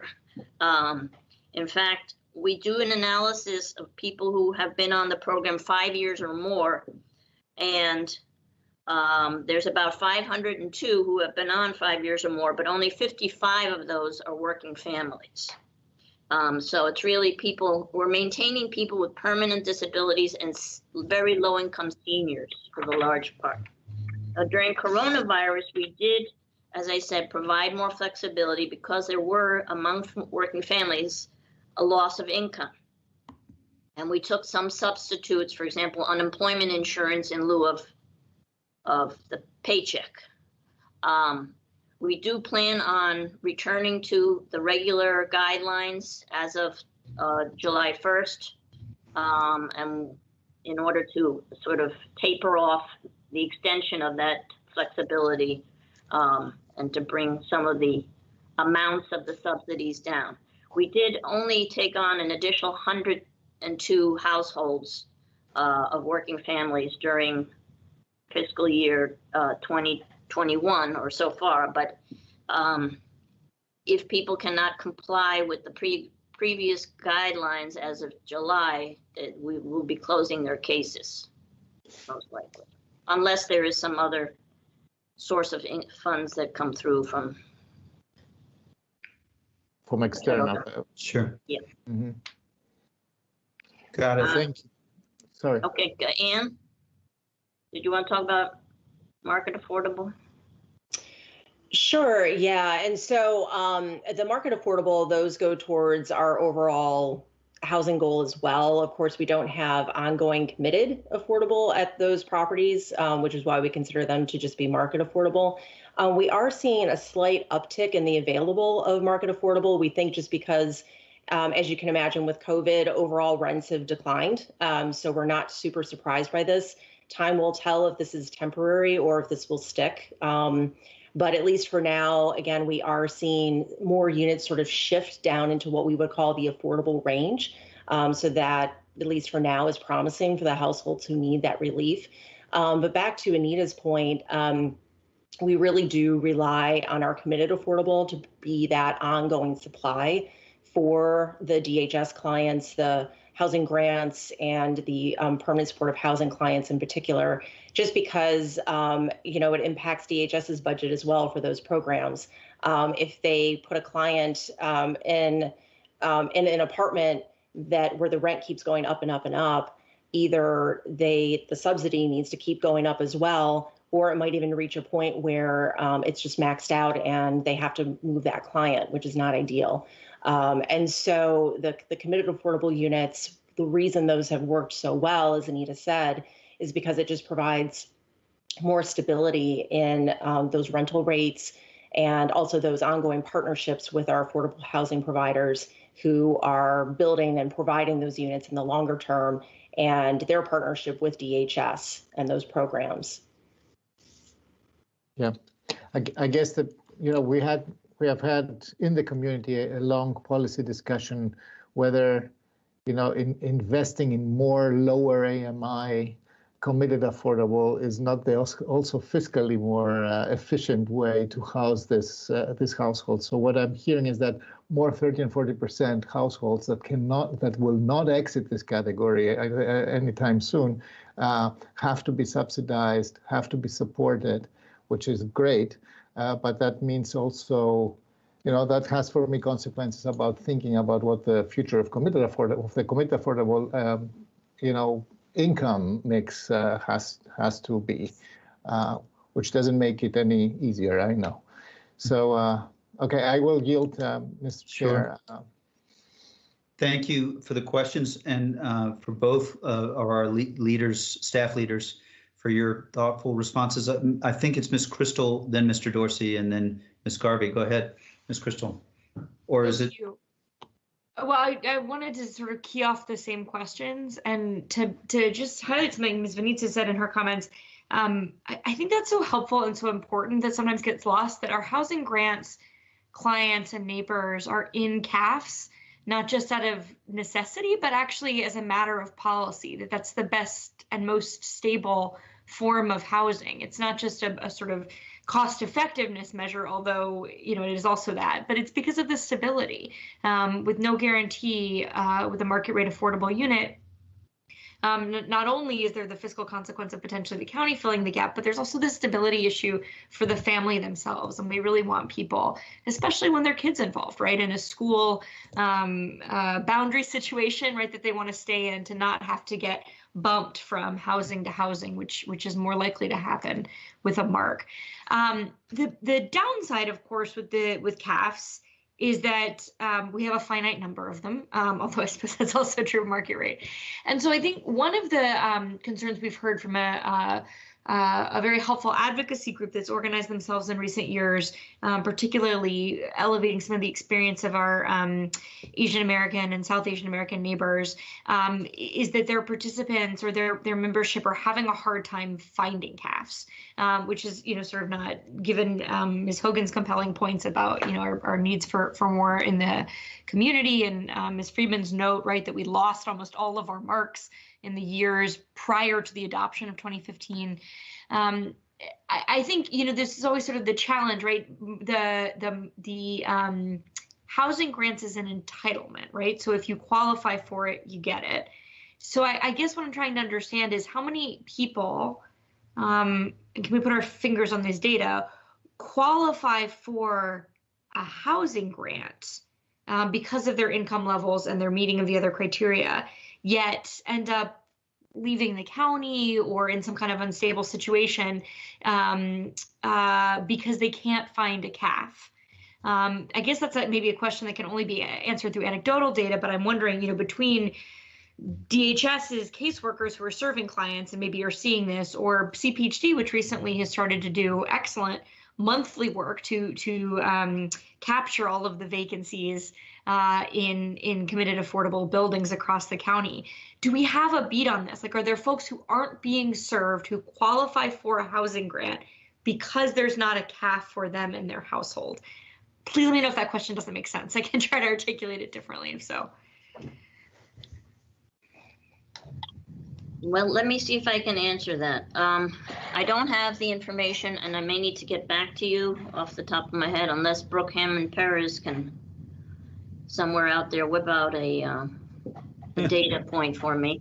But we do have data. Right now, housing grants is an open program. In other words, if you qualify in one of these categories and you qualify by the income, you can obtain a housing grant if you have a lease first, okay?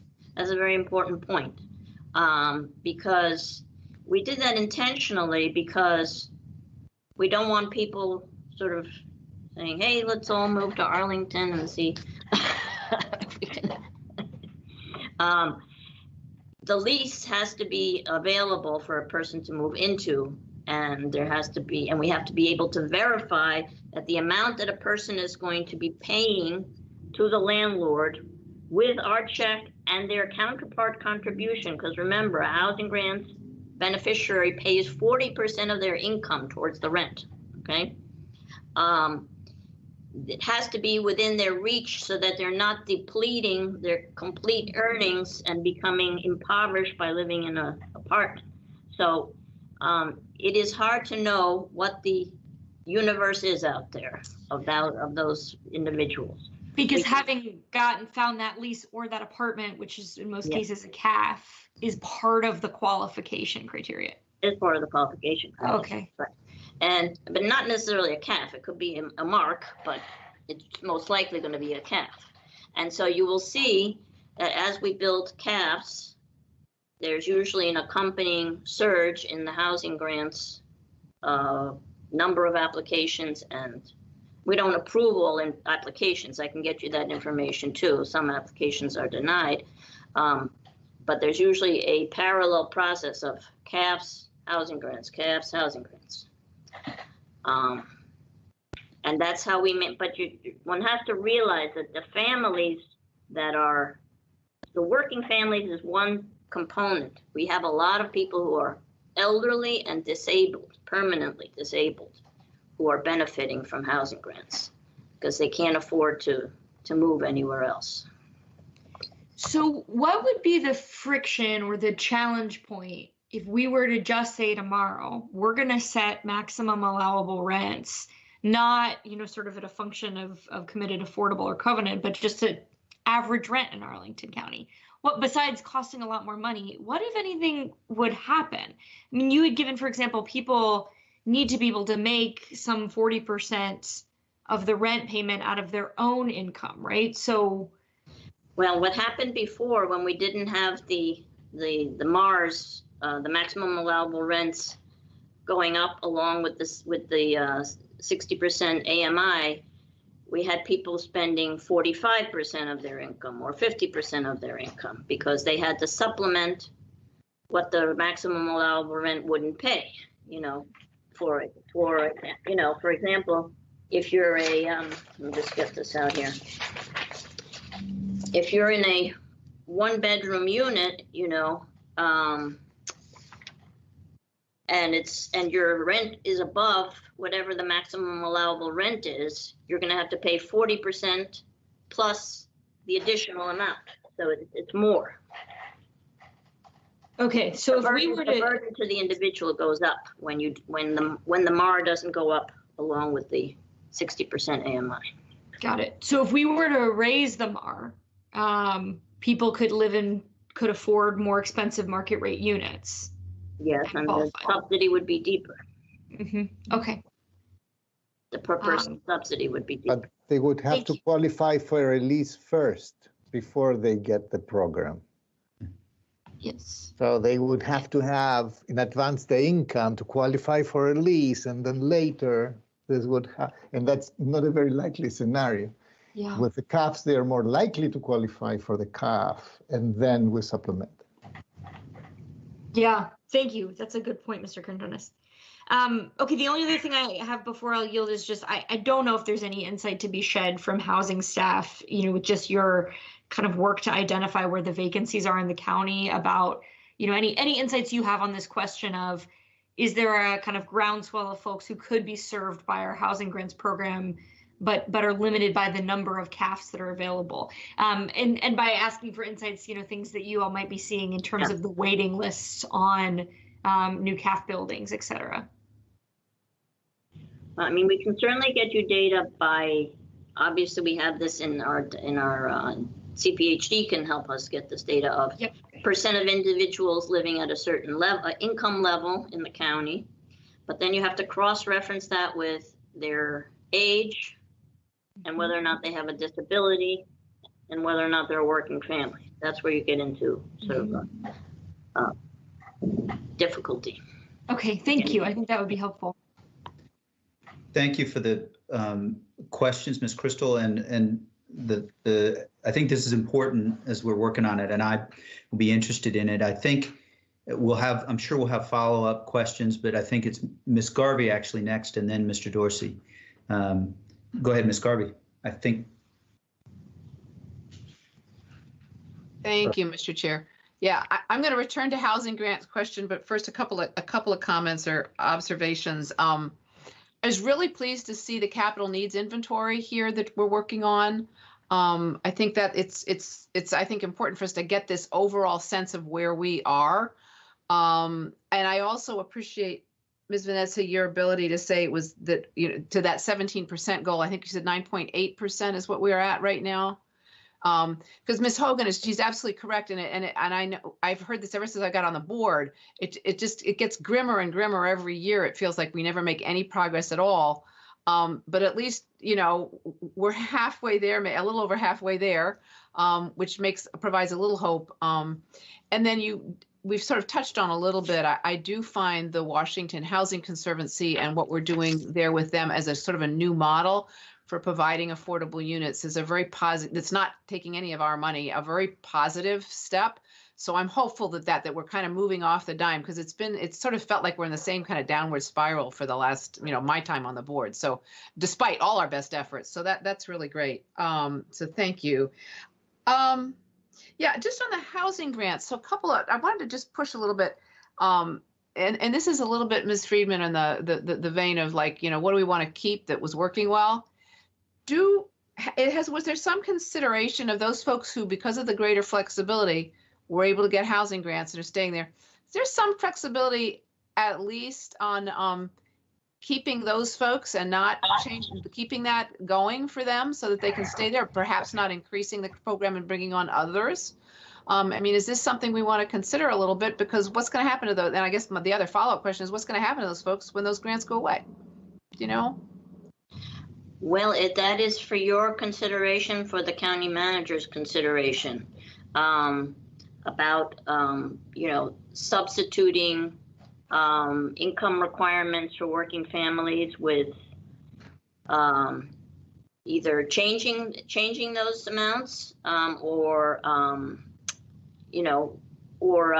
substituting them for alternative means of income, which we did this year with unemployment insurance, basically, or unemployment benefits. So it is something. I'm concerned about the amounts of money that we're needing to every year to come back and ask you for, and I think is probably one of the biggest years. I don't think we've ever come with a request for 2.5 million, but if we sort of keep the the spigot open, we'll definitely see an increase in households, and we'll definitely keep seeing monthly amounts probably significantly higher, just because we don't know how fast the economic recovery will be and how fast people will be able to get back to work. So it's for the county managers and of course your consideration. Yeah, thank you. I'm sorry, I read through it in the budget, but I didn't see not all of the detail sheets. Do you have an estimate of what that would cost? One, to keep on the people who we've got on now, and we keep the spigot open for them. We don't maybe change the program for new folks coming in, and what it would do if we changed the changed it moving forward. I have said, and I think we're all kind of there a little bit, this during the pandemic, we've kind of committed to keeping people with a roof over their heads and food on the table and access to healthcare. Yeah. And I'd really like, when we got out of the pandemic, that we're still committed to keeping people with a roof over their head and food on the table and access to healthcare, which will cost more money. Obviously there's a limit to what we can do, but I for one, if as a follow-up, Ms. Friedman, if that's all right, if I could have some information on what it would cost, as they say, to keep the people there currently, keep that going. And then perhaps an estimate about if we loosened up those requirements moving forward, what that might cost, if that's okay. Yeah, I think it's definitely worthwhile discussing with the county manager, because we brought on, I have here, between March 2020 and December 2020, we brought on an additional 107 families, with the relaxed guideline. And we might want to, if any policy decisions are made, we'd probably want to institutionalize them. That would be a good thing. And the alternative is to also do sort of kind of a cost-benefit analysis, because those who may still be economically unstable, if the housing grants review occurs and they don't meet the criteria anymore and their case is closed, to prevent eviction, they basically hop over to the other part of our department, which handles eviction prevention, and then we'd be paying their eviction prevention through Okay. another pot of money, which maybe end up from the same source, but. Right. Thank you. Sort of, All right. Well, this is helpful. I don't, this is a work session. We've got other issues, but I really would like to work and get more information on that before we get to the budget adoption, if that's all right. Okay. Thank you. Sure. That'll do it for me, I think, for the moment, Mr. Chair. Thank you. Thank you, Ms. Garvey. Mr. Dorsey. Thank you, Mr. Chair. And I'll start with, also expressing optimism with the Washington Housing Initiative and other tools that are being brought to the preservation table, keeping in mind that our targets, our annualized targets for production, were based on the whole idea that there wouldn't be what we call marks in Arlington, that CAFs were going to need to replace that product. Any work that happens in that area is going to necessarily relieve the pressure that we have on CAFs. Not that we want to absolve ourselves of responsibility, but as Ms. Hogan noted, meeting that number is proving to be incredibly difficult for all manner of reasons. And I just want to put into context, Arlington is actually faring better than many of our regional counterparts. So I don't say that to be self-congratulatory. It's just that we're not falling behind as far and as fast. And, until we figure out preservation, until we figure out how to deal with income inequality and inadequate wage floors, the pressures on our annualized targets are probably going to be too great to even buy our way out of. There is no number that we could think of with an AHIF allocation that's going to counteract all those market forces. So with that as prologue, I just want to ask about an opportunity that I'm interested in. As we think about a lot of the housing stock that we have in the county from the 70s and 80s, on the corridors even, that may be ready for significant reinvestment, or the property owners may seek to look at opportunities for redevelopment, are we exploring any tools that may make them part of the preservation strategy long term? Because if you think about just modest updates to those, in some cases, superstructures, you could have a lot of units that could be part of a naturally occurring affordable housing stock. Sure. Thank you, Mr. Dorsey. I'm happy to take a crack at answering that. So a couple of ways that we could approach an answer to that question. So first, I would say really going back to my early years with the county, we were looking at a number of tools, primarily along Columbia Pike, to really try to see how we could engage these market rate affordable owners to participate with the county, provide a low interest loan, in some cases, maybe even a grant. And in return, would they consider preserving some of the affordability of their property for 10, 15, 20 years? Something that compared to some of our CAF units, it's a fraction of the level of affordability term, but at least would buy us a little more time while we try to figure out more. We ran into a number of challenges when we tested some of those tools with those owners, and so we need to keep working at it. Housing Arlington, when that came on in 2019, the main endeavor of it is really to preserve and create more supply. That's really the big focus of it. And as I know you're all aware, there are a number of sub-initiatives with that. And so I think a lot of our work under Housing Arlington of how we can really engage more partners, engage more owners who maybe haven't worked with the county in the past, and would they be willing, again, if we provide either low-cost financing, a new form of partnership, there are a number of ways that we can try to address this. Would they be willing in return to, again, buy us a little more time, commit the affordability that's at their property now for 10, 15 years, so that we can continue to explore other tools. And in return, maybe make some minor repairs at their property, bring them up to date, make them a little more energy efficient, that kind of thing. So it's something that we continue to explore. Again, the tools that we've looked at in the past haven't been as successful as we would have liked. So we need to keep going. We need to keep working. We're also really energized by the number of new partnerships that may be coming to the county, the level of interest that we're now seeing, even during COVID times, in some of our opportunities. And most recently, as several of you pointed out, the Washington Housing Conservancy in partnership with Amazon, I think that provides a really interesting structure that we want to try to explore and see could that be replicated in other areas of the county in order to preserve what we have now and also provide that reinvestment in some of our older housing stock. Thank you, Ms. Venecia. I think you hit the nail on the head. We want to find that sweet spot between allowing these properties to be adequately and sufficiently maintained without, leaving the owner with the only option to, enter into a modernization to compete with other Class A properties or to seek opportunities for whole-scale redevelopment. If we can find a way to create that incentive where they can sort of maintain for some period of time, something that doesn't, vastly outpace market, that would be welcome. Thank you. Absolutely. Thank you, Mr. Dorsey. So we do have a whole nother round, and I'm mindful of the rest of Ms. Friedman's presentation to come, but I do want to close with a couple of thoughts. First,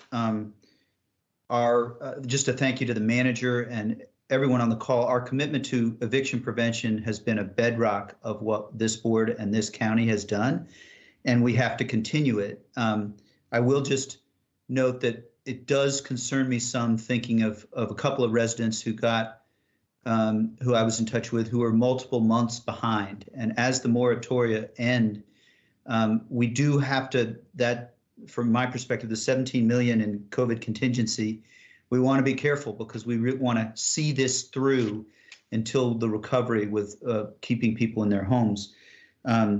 So that's one thought. And then, I do think it's very helpful, Ms. Friedman, although not the best news, to think of it in terms of families and households. We help 1,000+ people through housing grants, but there are thousands more in Arlington, and we are one of the wealthiest counties in the country, but there's still approximately 30,000 people who are hungry, and give or take, that's also those who are facing housing challenges, severely cost burden. And so thanks for bearing with me while I just remember that while we have so much going for us, we also have so much yet to do to be the place of opportunity for all that I know we want to be. So hope you don't mind if I got on the soapbox for 10, 15 seconds there. And we'll close just with a big thank you to colleagues. Thank you, Ms. Venecia. You're a veteran as the leader of your team when it's only been a year, maybe a year or so. So we're grateful for that. And thank you. And we'll transition to Ms. Friedman with a thank you to our SIDSAC, Mr. Tim as well, and Ms. Hogan. And I think unless the manager has introductory comments, we will go to you, Ms. Friedman, for the Department of Human Services. Just before we go to you, Mr. Manager, I did want to mention a thank you to the Commission on Aging, Ms. Kelleher, the Community Services Board, the Commission on the Status of Women, and if our Disability Advisory Commission is here, we will want to hear from you, of course, after Ms. Friedman. So I'll go to Ms. Friedman unless Mr. Schwartz pops up on my screen. But thank you, Ms. Friedman. Thank you, Chairman DeFerranti and board members. And usually if we were sitting in somewhere in Courthouse Square, you'd hear a rustle of people leaving the building or exchanging, goodbyes. But here we are in our virtual world. And first, let me say thank you for the opportunity to present the FY22 DHS budget to you. And as is customary, I would like to recognize the leadership of our department, who are the eyes, ears, brains, and everything else of this operation, because I could not work without them surrounding me and fulfilling all of the objectives of our department. Let me start with Glenda Pittman, who's the Chief of our Finance and Information Systems Division. Corey Travis, who's the man behind the screen here, but he helps prepare this presentation every year. He's the head of the Financial Management Bureau. Of course, the Deputy Director, who you'll hear from, and who's also our CSB Executive Director, Deborah Warren. Our Assistant Directors, Caitlin Hutchison and Kurt Larrick.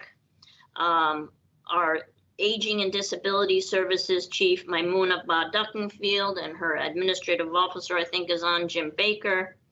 Our Child and Family Services Division Chief, Tabitha Kelly. We also have no division chief now for behavioral health care, so that's being run by Deborah Warren along with Ali Russell. Economic Independence, Brooke Hammond Perez is the division chief. Michael Dharma Irwin, who's our Quality Assurance Manager.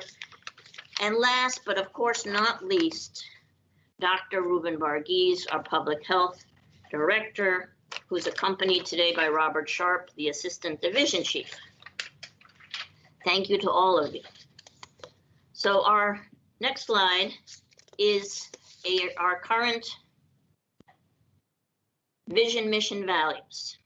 But what I want to tell you about this vision, mission, and values is that we've had this now for about 10 years. We had an extensive process to come up with this vision, mission, and ideal culture that we really embodied, and you can see in a lot of our taglines: strengthen, protect, and empower those in need. I even make people in the staff orientations recite it and chant it back to me. But it's high time that we took a look now at our current vision, mission, values, and shape them really in terms of what we know is the reality in our community, which is a pervasive systemic inequality and inequity with regard to race and ethnicity. And so we are embarking in our department a year-long process to draft and replace these vision, mission, values. We're conducting a department-wide survey and focus groups, and we are going to revise them so that we are centering race in our vision, mission, values. And our mission will be something like, instead of strengthen and protect and empower those in need, collaboratively build a just and equitable community that strengthens, protects, and empowers individuals and families so that race and ethnicity do not determine outcomes. And I'll be updating the manager and you as we go forward because this is so important, especially the work that our department does, where we see these inequities borne out every day in every aspect of our work. Next slide, please. So I hope that, and I'm going to try and go quickly, but I don't want to do a disservice to the tremendous work that the department has done in response to COVID-19. I really feel that our department has been at the forefront of supporting the community through the pandemic, from the public health response, where we're testing, tracing, vaccinating, and you know, creating more and more clinics as the weeks go on, to the quarantine hotel where we've housed people who are quarantining and isolating from coronavirus due to their living situation, to the eviction prevention that we've been doing, which I'll refer to on another slide. We never closed. Our department never closed. We didn't close almost any of our programs, and we pivoted to what we called assistance from a distance, where we provided most of our services on an appointment-based system with people coming in ahead of time at a known time, safely separated in conference rooms or wherever we needed to, as well as transferring 700 and some odd people to virtual telehealth in a matter of 3 weeks. I can't tell you how impressed I was by this achievement, because for years, and my previous director would say, DHS just cannot telework. It's a department that cannot telework. We have to be there face to face. And yet we managed to do virtual telehealth with serious mentally ill, virtual inspections of childcare facilities, virtual community education with parents and teens. And it's really remarkable how much we've managed to accomplish. In terms of our racial equity work, we have also been very strong with a group called Racial Equity Advancement Partners, who was trained by GARE. We have 40 members. We've been doing data disaggregation of our programs to understand who benefits and who does not. And as I mentioned, we're revamping the vision, mission, values. And we're taking on food insecurity in partnership with you, Chair DeFerranti. We hired a food security coordinator.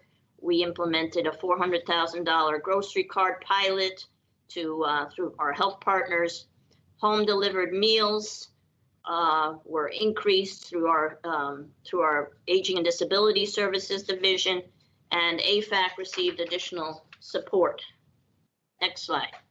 Here are just some of the numbers, because I think the numbers really pop out as to what the volume has been.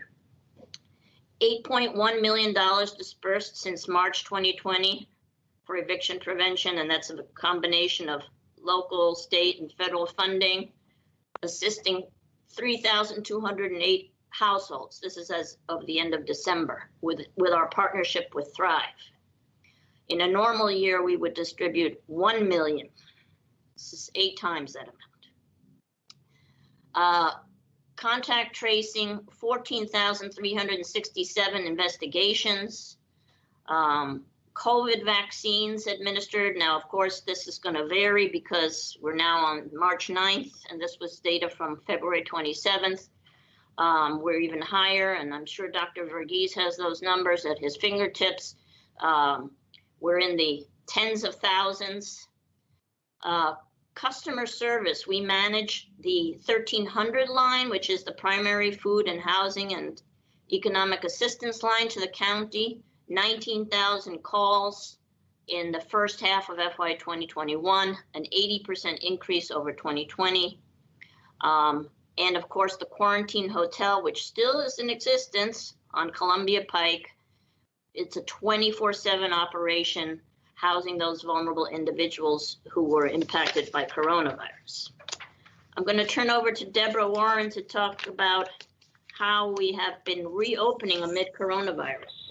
Thank you, Anita. So, as Anita said, we never closed, and we have 19 programs that have been providing face-to-face services throughout the pandemic, including child protective services, where home visits are done and assessments are done to ensure safety, behavioral health emergency services, TB, clinics. So lots of face-to-face services, but we have a very rigorous protocol for expanding face-to-face services. We have a program operations committee that I lead that has representation from across DHS, as well as our quality assurance and compliance partners. And programs deliver a template. They complete a template with a number of questions looking at client flow, looking at personal protective equipment needed, looking at equity, looking at data collection, lots and lots of pieces. And once the program gets through that process, the plan then goes to the re-entry steering committee headed up by Anita, and also including our CFO, Glenda Pittman, and facilities. And then a determination is made as to whether or not that program passes the muster for safety for clients, safety for staff. If approved, it then goes on to the county manager's office for final approval. During this period of time, Anita's been holding virtual town halls to keep everybody apprised as to what's happening. And I think we've got one coming up in just about a week. Next slide. Thank you. So we want you to know that we are measuring things constantly, because the use of the use of telehealth, which is new to us and new to many of our clients, is very progressive. But we are also aware that some clients that we have who have serious and persistent mental illness or developmental disabilities do require some face-to-face.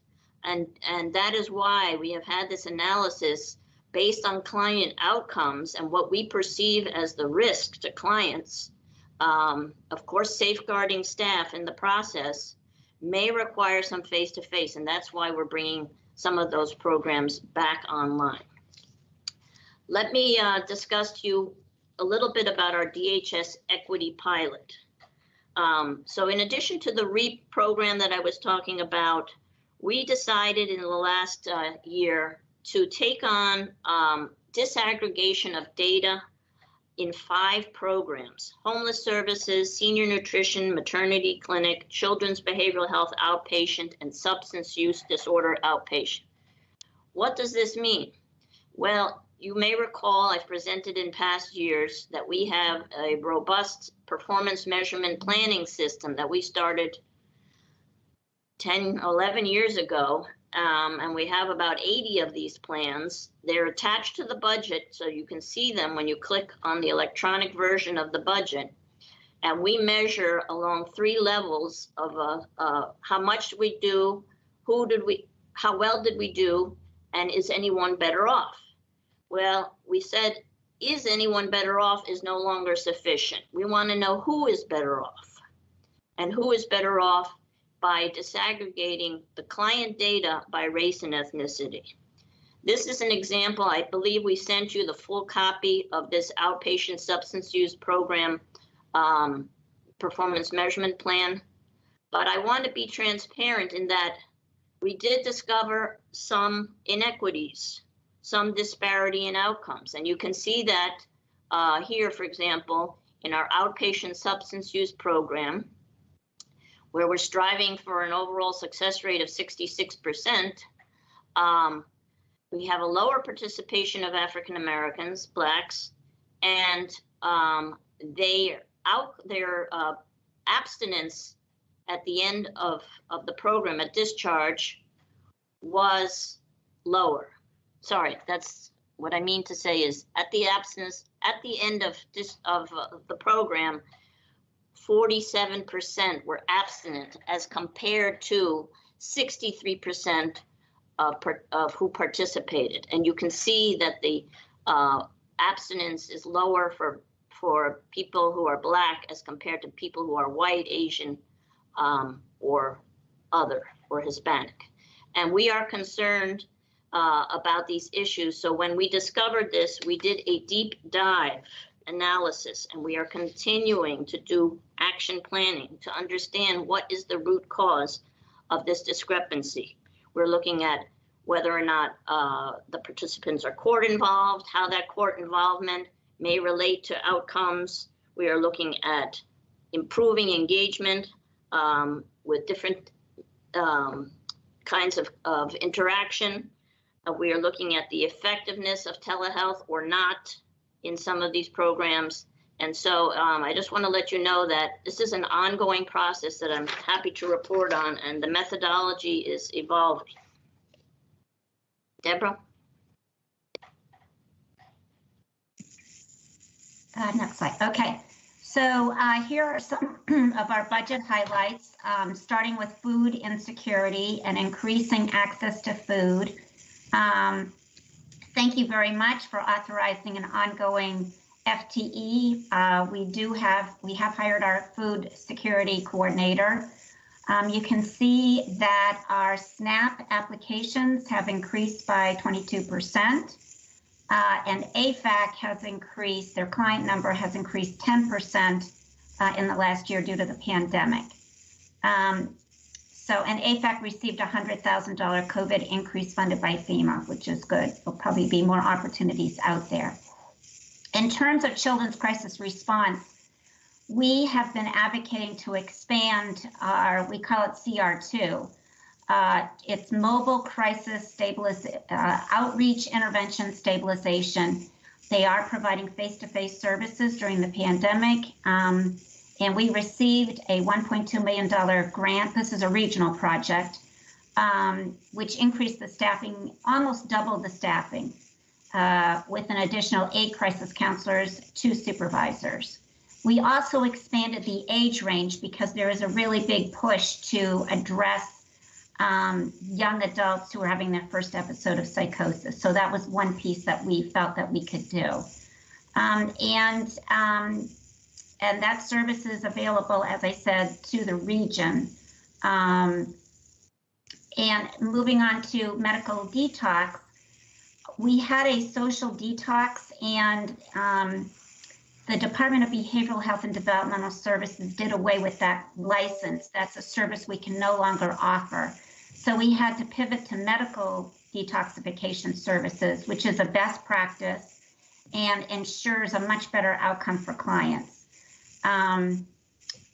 It's much more expensive because you have to have doctors, obviously, and nurses to prescribe the medication, monitor the medication, and provide 24-hour staffing.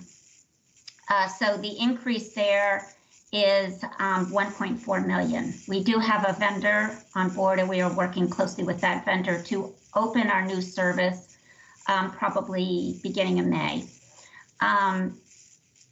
And I think that we had 613 clients that were served last year in our social detox, and our outcomes have not been good. The number of persons who have fatally overdosed has tripled, and partly due to the pandemic, but we just didn't have the right service to offer them to safely detox with medication-assisted treatment. Now, behavioral health crisis services are really undergoing a major transformation this year, next year, and into the future. We've worked closely with our police partners and fire EMS to craft a plan to strengthen co-response and mobile response to behavioral health crises in the community. And this will be in line with the police practices group recommendations. So the manager has proposed in his budget $574,000, which would support strengthening those responses, as well as our crisis intervention center, which is underutilized because it's understaffed. But it can serve as a 23-hour crisis stabilization program, which would divert people from going to the emergency department, which is not a very therapeutic place for somebody in a behavioral health crisis. And this would support 3 FTEs, a physician's assistant to address the medical components of people who come to the Crisis Intervention Center, an emergency services clinician, and a psych nurse. It also includes a peer specialist, which we feel is very important for these services. And we plan to purchase a medically equipped vehicle so that we can go out in the field in pairs with a medical personnel so that we could do medical screening to avoid, again, landing in the emergency department. And then for school health, we have the new elementary school, and 1.25 FTEs are proposed to be added to school health to serve those children. And then we have a couple of other positions you see there to maintain the current ratio of 1 nurse for 2 elementary and middle schools. Okay, next slide.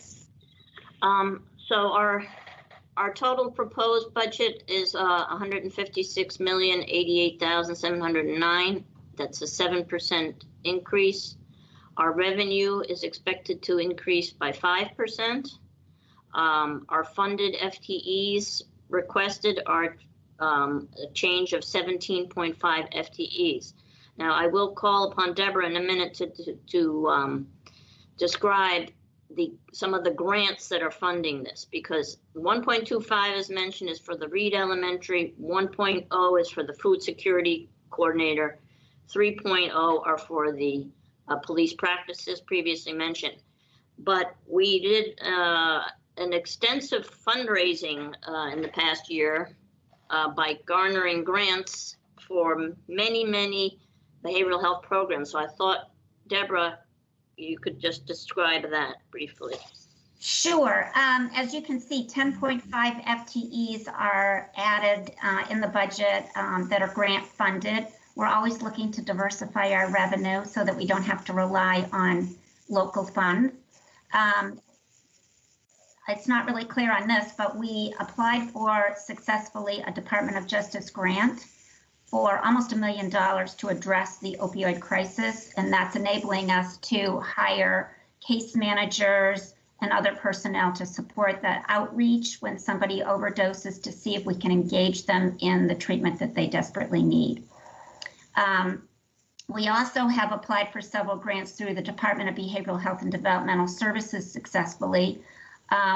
Forensic discharge planning is a critical piece when you, as most people know, jails have become de facto mental health facilities, unfortunately. And so we're working very closely with our jail teams and our jail partners, Sheriff's Department, to provide the support that persons exiting jail have to be successful in the community.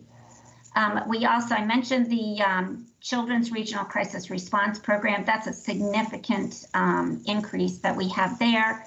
And then we also have a position for the Medical Reserve Corps, which, has played a leading role in our public health crisis, and several positions to support permanent supported housing, which we're very excited about because, as Anita was saying in the previous presentation, those clients are primarily persons with serious mental illness and other disabilities. So this will provide the wraparound services that they need, as well as, in addition, there are a couple of other positions. One is to support seniors. That's the VICAP program, to help them with determining which, sort out all the Medicare programs, and also a position for foster care prevention. Thank you. So in summary, here are our budget changes. There's the $2.5 million request for housing grants that was previously discussed. Permanent supportive housing for the local program, $591,000. The school health nurse and aide for Reed School, Reed Elementary, would be $111,000. 319, that's 1.25 FTEs. The medical detox program that Deborah's discussing would be 1.4, but we are working through an arrangement with the City of Alexandria for them to purchase some of the beds at the medical detox program, and thereby we would garner revenue probably amounting to around $400,000. We are in the process of recompeting our mental health residential group home contract, and these are programs that have not been bid out for quite some time, some as many as 10 years. We were going with the old contract. This is for people with serious and persistent mental illness who live in congregate settings. We have not yet chosen the vendor, but we do anticipate that it'll be an increase of about $480,000. The 3 FTEs related to the police practices crisis response is $574,000. And then we have some increases in our contracts because of the increase in living wages amounting to $286,000 and change. We did take some reductions. The total reduction is $1.2 million, which is, I'm going to go through the detail, and the amount, it includes 2.4 FTEs. The first reduction is to eliminate 3 vehicles from our department fleet, as well as to reduce our consultant budget and economic independence division by $82,248. That's used to support a variety of our social safety net programs. Next slide. We're reducing 1 administrative specialist. Well, we're frozen and defunded. which means it won't be able to be filled for next year. That's an admin specialist in Child and Family Services. And we're moving a part-time admin tech who had worked, split her time between housing grants and housing choice voucher. We're moving her over to housing choice voucher and saving the local funding. Deborah? Yeah, so we're also reducing our budget by $916,000, really through good staff work. We had a $468,000 proposed reduction in our Title IV Trust and Agency Reserve Fund. That fund was to reimburse the state when there was a need for a retraction, and we have done actually superlatively great collaborative work on that. So we have a savings there. And then our Children's Services Act budget, which is close to $4 million, will be reduced by almost $450,000. And part of this is by billing Medicaid first before using CSA funding, which is required by the state, and also using more community-based interventions as opposed to residential care. So again, good staff work. Go ahead. Okay, we are reducing one position, a human services specialist, who provides case management. It's a vacant position. That'll be eliminated from our Clarendon House program, which is a psychosocial program. The average caseload for that position is about 24. That'll increase the caseloads, average caseloads for the case management staff to 32. We think that's manageable. Thank you. We're proposing a $25,000 reduction to the SEEK contract grant. The SEEK Shirlington Employment and Education Center is the nonprofit that provides assistance to the day laborers in South Arlington. As you remember, we had planned to move SEEK to Arlington Mill last year. We built out a space for them, and we were in the process of transforming their service delivery model. Unfortunately, that was not able to be done due to coronavirus. They remained at the pavilion and are now working out of a makeshift tent behind 3700 South Nelson because of the construction in Ginny Dean Park. But we are anxious to get back to Arlington Mill when we can. Because they're no longer renting space, we are able to reduce the budget by $25,000. And there's a slight reduction due to low client count as well. And this is in actually the regional budget and not the DHS budget, but it is a $14,051 elimination of funding to Capital Caring, which is a primary provider of hospice and palliative. However, Capital Caring still receives approximately $50,000 in support by exempting the organization's Arlington property from real estate taxes. And the last item is a small $11,000 reduction to the emergency lodging budget in Community Assistance Bureau, because we have over the years realized that we've had more availability of space at Homeless Services Center and additional revenue from federal and state grants. So we have a decreased need for this pool of money for emergency lodging. And that ends our presentation. Thank you, Ms. Friedman and Ms. Warren, for comprehensive presentation and all the work you've been doing. I know we'll have questions. We have several commissions, and I want to be mindful of their getting their advice and thoughts. So we'll go there first. If you'd stay with us, both of you leaders of DHS. Start with the Commission on Aging, Ms. Kelleher, if you are there. Hello, thank you very much. We can you hear me? We sure can. Okay, great. I've had to do phone and iPad combination. Good afternoon. I'm Linda Kelleher, Chair of the Arlington County Commission on Aging. And I'm an Arlington resident, as you know, and a passionate advocate for older adults and affordable housing. I'm honored to join you today for the DHS work session and to share highlights about Arlington's older adults and the positive impact of the variety of services and supports that make Arlington such a desirable community for people of all ages, stages, races, and backgrounds. Over the past few years, the Arlington Commission on Aging, in close relationship with the Agency on Aging staff, developed and currently implemented the Age-Friendly Arlington Action Plan. This plan is a comprehensive platform to engage leaders to improve their community's quality of life for all residents.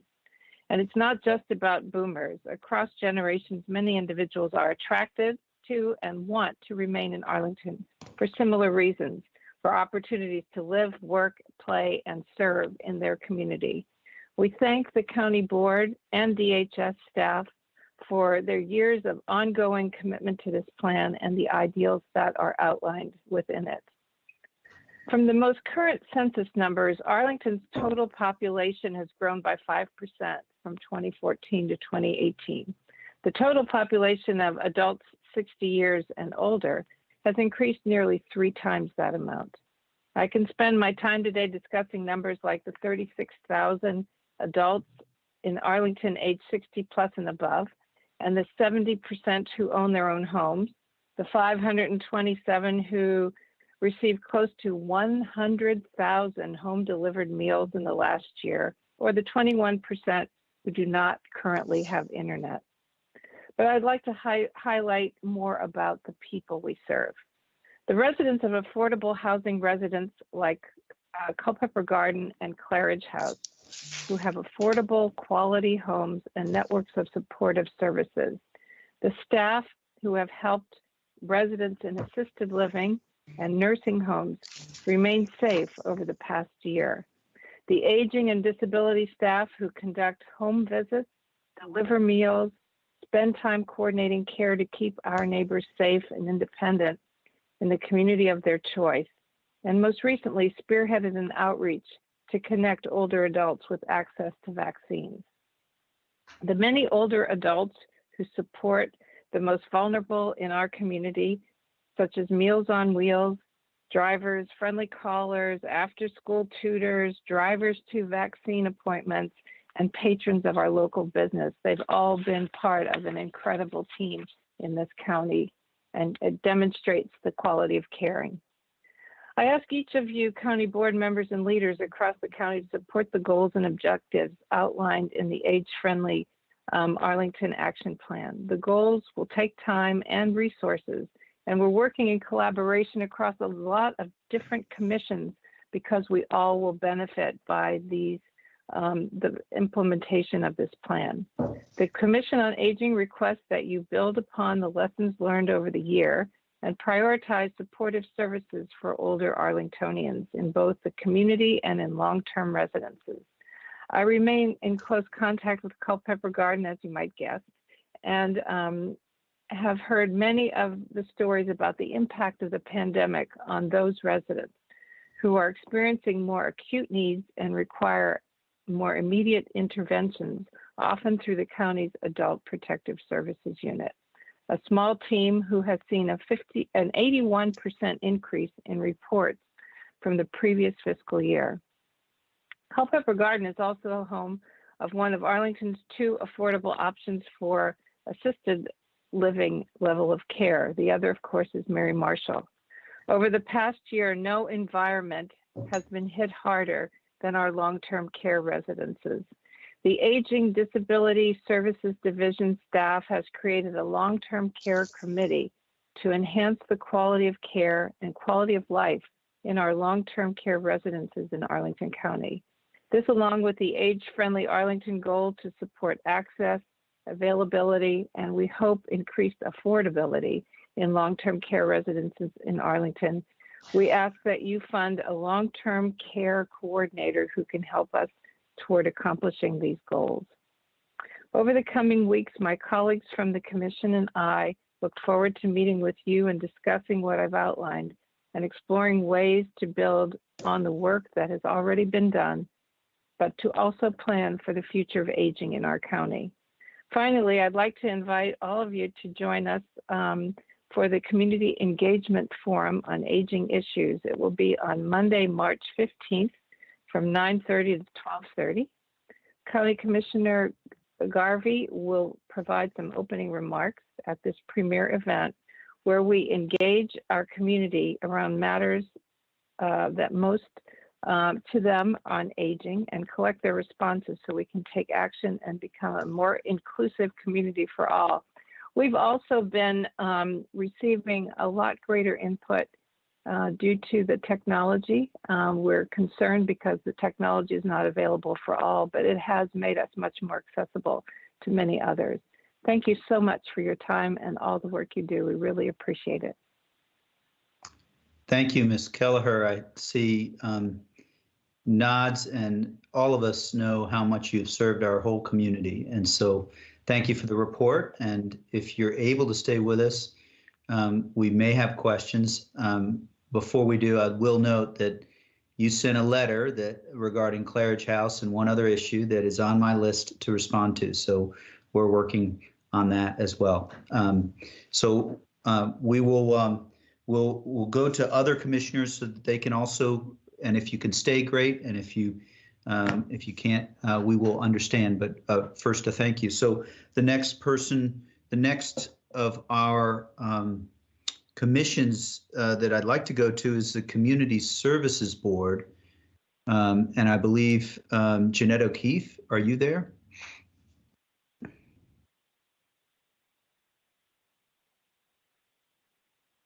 Ms. O'Keefe? I am here. It took me a little while to get here, little technical problem, but I'm delighted to be here. And I want to thank you for the opportunity to be here. And also to thank you for the incredibly hard work you have done during this COVID year, and also in bringing us hope through your town halls. You really raised spirits of folks at some very difficult times, and we're very grateful to you for that. I have several things to tell you about, but I would first like to say that we would also thank the county manager, and we would urge you very strongly to accept the budget he has put forth. He has shown the extensive appreciation and respect for the CSB by including some extremely necessary inclusions relevant to our disability areas in his budget. It hasn't been an easy year for anybody. And if you think about those who are disabled, going through recovery, those who have permanent disabilities that have kept them separate and apart, we've experienced it as isolation and separation, but for them, it's like a lifeline being totally pulled away. So it has been a rough year in many ways. On the other hand, the people that came to the rescue were our CSB staff. I mean, it's a phenomenal CSB staff led by Deborah Warren. And what they were able to do initially in COVID and then throughout this period is, to me, quite remarkable. I think they've been very creative and, again, as yourselves, extremely hardworking in seeking solutions at a time when sometimes you really wonder where they were going to be. And they're also, I'm sure at this point, like many others, tired. It's been an exhausting period of time. But even so, within that tiredness, new ideas and as I mentioned a moment ago, creativity have come to the fore and met responsibilities. The CSB has also had a disappearing line between it and other DHS aspects because they've helped with vaccination issues. They've worked at the quarantine hotel. I mean, a lot of lines that are normally drawn and people stay within their own areas. They've been cooperative and working together. And I just wanted to mention that because we appreciate all of that so much. Our board is divided, as you know, into different committees. And each disability area, as you can expect, has its own challenges, its own personality issues within the disability teams. And there's great diversity in the experiences that they have gone through, but it's all been quite a challenge. And helping that be better, helping meet the needs have been the staff all the way along. Last night we had a meeting of the Community Services Board Executive Committee, and I asked the chairs of the committees not to give me necessarily bullet points and things like that, but just to tell me some of the things they would like you to know. And so I'd like to go through those as quickly as I can, but let you know what they want you to know, with the expectation in some cases that they know that they'll be looking at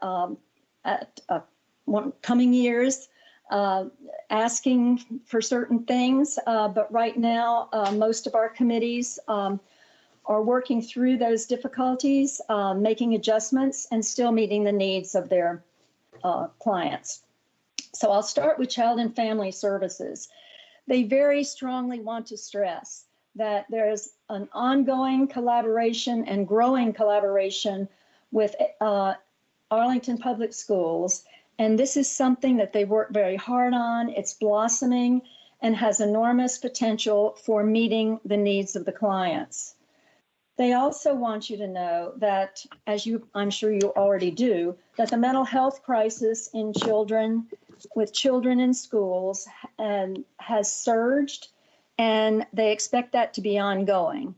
And therein lies the needs that they know will be arising in the future to address the increase that will be needed in services. Reevaluating, they're busy reevaluating what is being done, and efforts continue in parent and project planning, with parent support groups continuing to function. And they have found that very important and helpful in meeting the needs of the parents and families and children. And they're very proud of a new digital self-help app that has been implemented for ages 14 and up. I don't know if you know about that, but so far it's been popular and helpful to the older child age group. And they're also looking at multiple aspects of each program in regard to racial needs and concerns. And racial injustice, help and outreach, identifying and helping the vulnerable and underserved.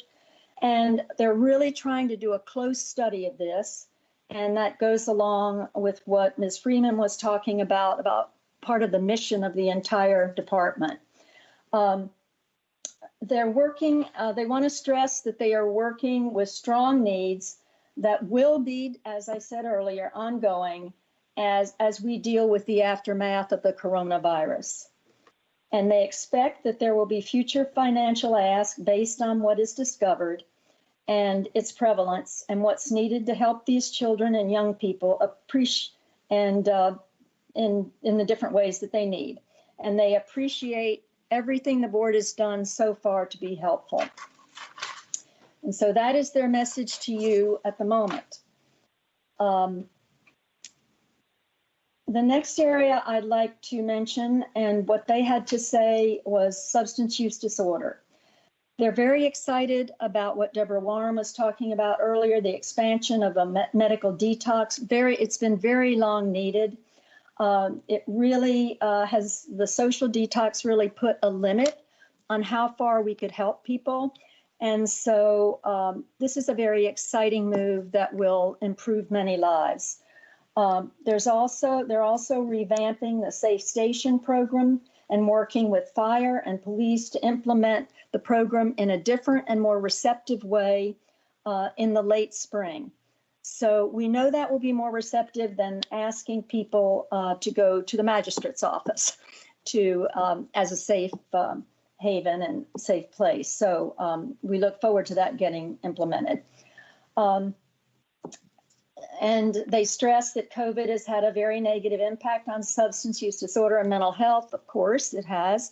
And it not only interferes with the type of recovery that people need, which is kind of antithetical to isolation, going through a recovery program, but also there's been a number of deaths. Fatal overdoses have gone up by a third, and they're very concerned about certain things that are happening in our society.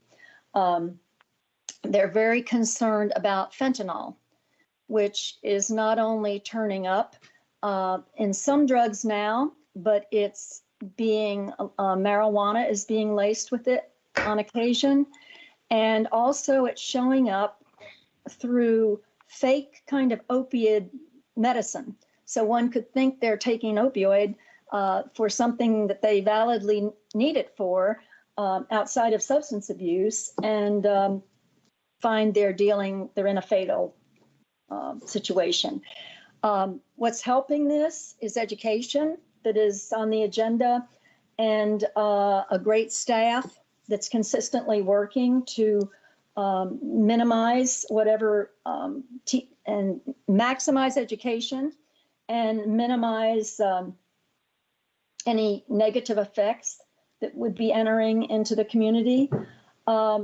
Also, we're very fortunate in SUD that we're getting a great deal of funding, but we just have to remember that there's a reason for this funding, and that is that there are some dire straits in this field. What is also saving lives and helping an enormous amount is the Narcan training that is going on, and the wider and wider all the time distribution of Narcan.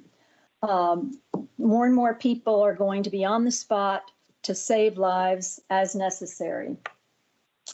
So it's, are there heartbreaks and hardships in SUD? Yeah, there are, but there's hope. Through the efforts being made now, the cooperation, ARI, the Arlington Addiction and Recovery Initiative, and these things will be improved through all these efforts, and for your support of the ideas and the creativity that's coming forth. And right now, because of funding present and expected, they have no asks. Going to the mental health area, they are very grateful for what the county manager has included in the budget.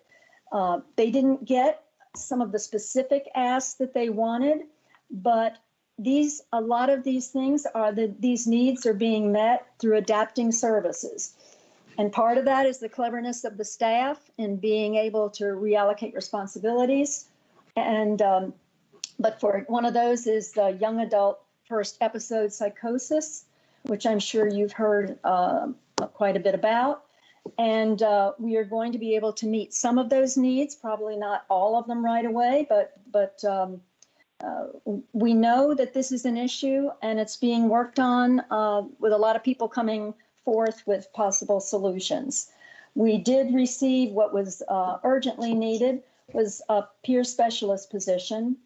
And so in the PACT program, which are most severely mentally ill affected, and that was really essential, and it was included in the county manager's budget, and we're very grateful. Thank you. The next group I want to talk about is developmental disability. Now, when developmental disability spoke to you previously or sent you information previously, they did not have a figure for funds that they felt were allotted to them in 2021, but they had not received. The reason they had not received was many of their services were not able to be opened. A lot of them were contractual services, and some of them have been closed since March of last year. The contract providers, in some cases, have not put a firm date on reopening those programs.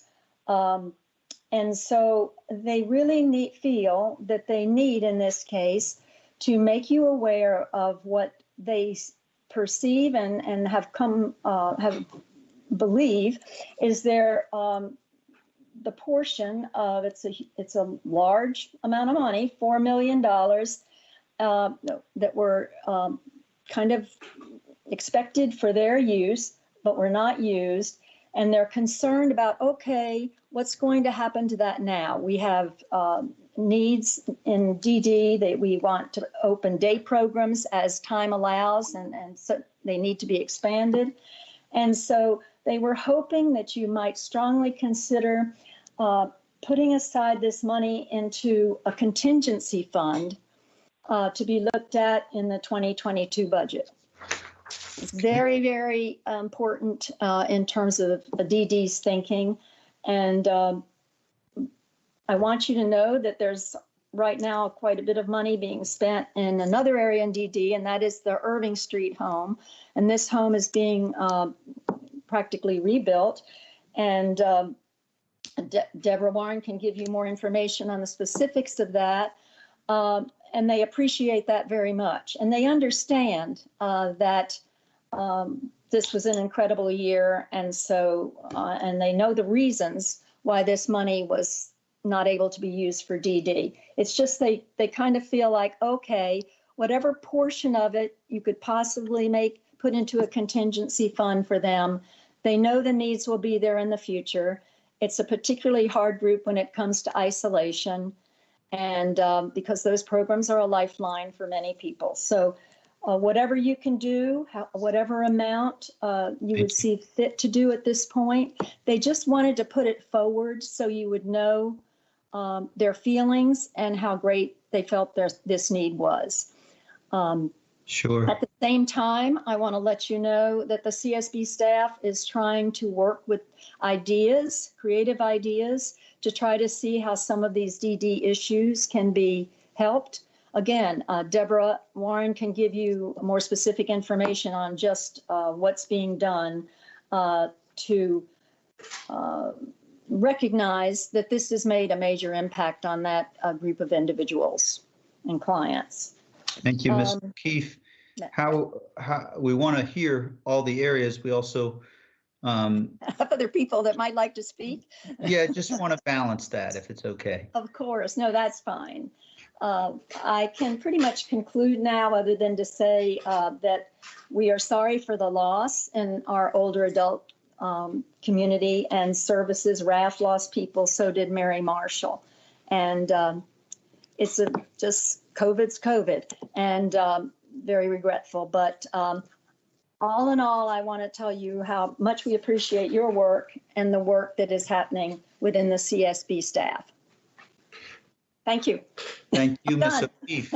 No, that's we all want to hear it because it's so apparent from your description how much you care and the CSB cares about all Arlingtonians. So we are pleased to hear that there's some good views with respect to the manager's proposal, and we will have work to do. We also will have our meetings that we've started, some of us, with you as CSB lead. So just a big thank you for what you do. There's so much work that goes on with the CSB, and all of the board is grateful for it. So we may have questions, but we do want to also recognize our last commission, which would be on this part of the budget, which would be the Commission on the Status of Women. So if you're able to stay with us, Ms. O'Keefe, there's a chance we might have a question, but certainly if you have other commitments, we understand. I believe Marguerite and Caroline, Ms. Luter and Ms. Romano, Ms. Gary Romano may be here. Yes, we are here. Thank you very much for the opportunity to give input to the proposed budget. We appreciate that we're coming down to the end of the day and maybe standing between you and a break. We will be very efficient with our remarks. We held a special meeting to be able to review the budget and come up with some prepared remarks, and our Commissioner, Caroline Romano, is going to take you through those. Carolyn? Thank you. Thanks, Marguerite, and special thanks to our former chair, Stephanie Clifford, who decamped for Wisconsin in the middle of the pandemic, leaving Marguerite to be our acting chair of the commission. And she asked me to be here today because she thought you guys would just be thrilled to see me again. So as in prior years, sexual and domestic violence remain a key priority areas for the commission. And that's why we get invited to give our budget comments aligned with the DHS programs. But today we want to highlight for your attention two other priority areas. And the first is supporting economic recovery for women. And the second is providing full compensation for educators and school staff. National studies show that throughout the pandemic, women have borne the brunt of job losses. And we also know that caring for children who are not in school has disproportionately befallen women. And with that as a premise, we're encouraging the county to give special consideration to focusing its resources to assist women when we all start to recover from the pandemic. And for some examples are county programs that could provide women-centric employment and small business assistance and promote affordable and accessible childcare through support for in-home daycare providers, who incidentally are almost entirely women, largely women of color and immigrants, and are the largest category of women-owned small businesses nationwide. Of course, a critical component for economic recovery for families with school-aged children will be ensuring a safe, supportive, and equitable return to school plan. And this leads us to our second area, providing full compensation for teachers and school staff. 75% of teachers nationwide are women, and their average annual salaries are between $55,000 and $60,000. Teacher salaries undervalue their work. That is, undervalues women's work, and the pandemic has exacerbated this depreciation. The coronavirus has upended learning in schools across the nation, and we're all very much concerned about the impacts on children's social and academic development. But what about the teachers? Do we know how emotionally and physically draining pandemic teaching has become for the teachers themselves? So for me, this question has been front of mind almost daily for the past year.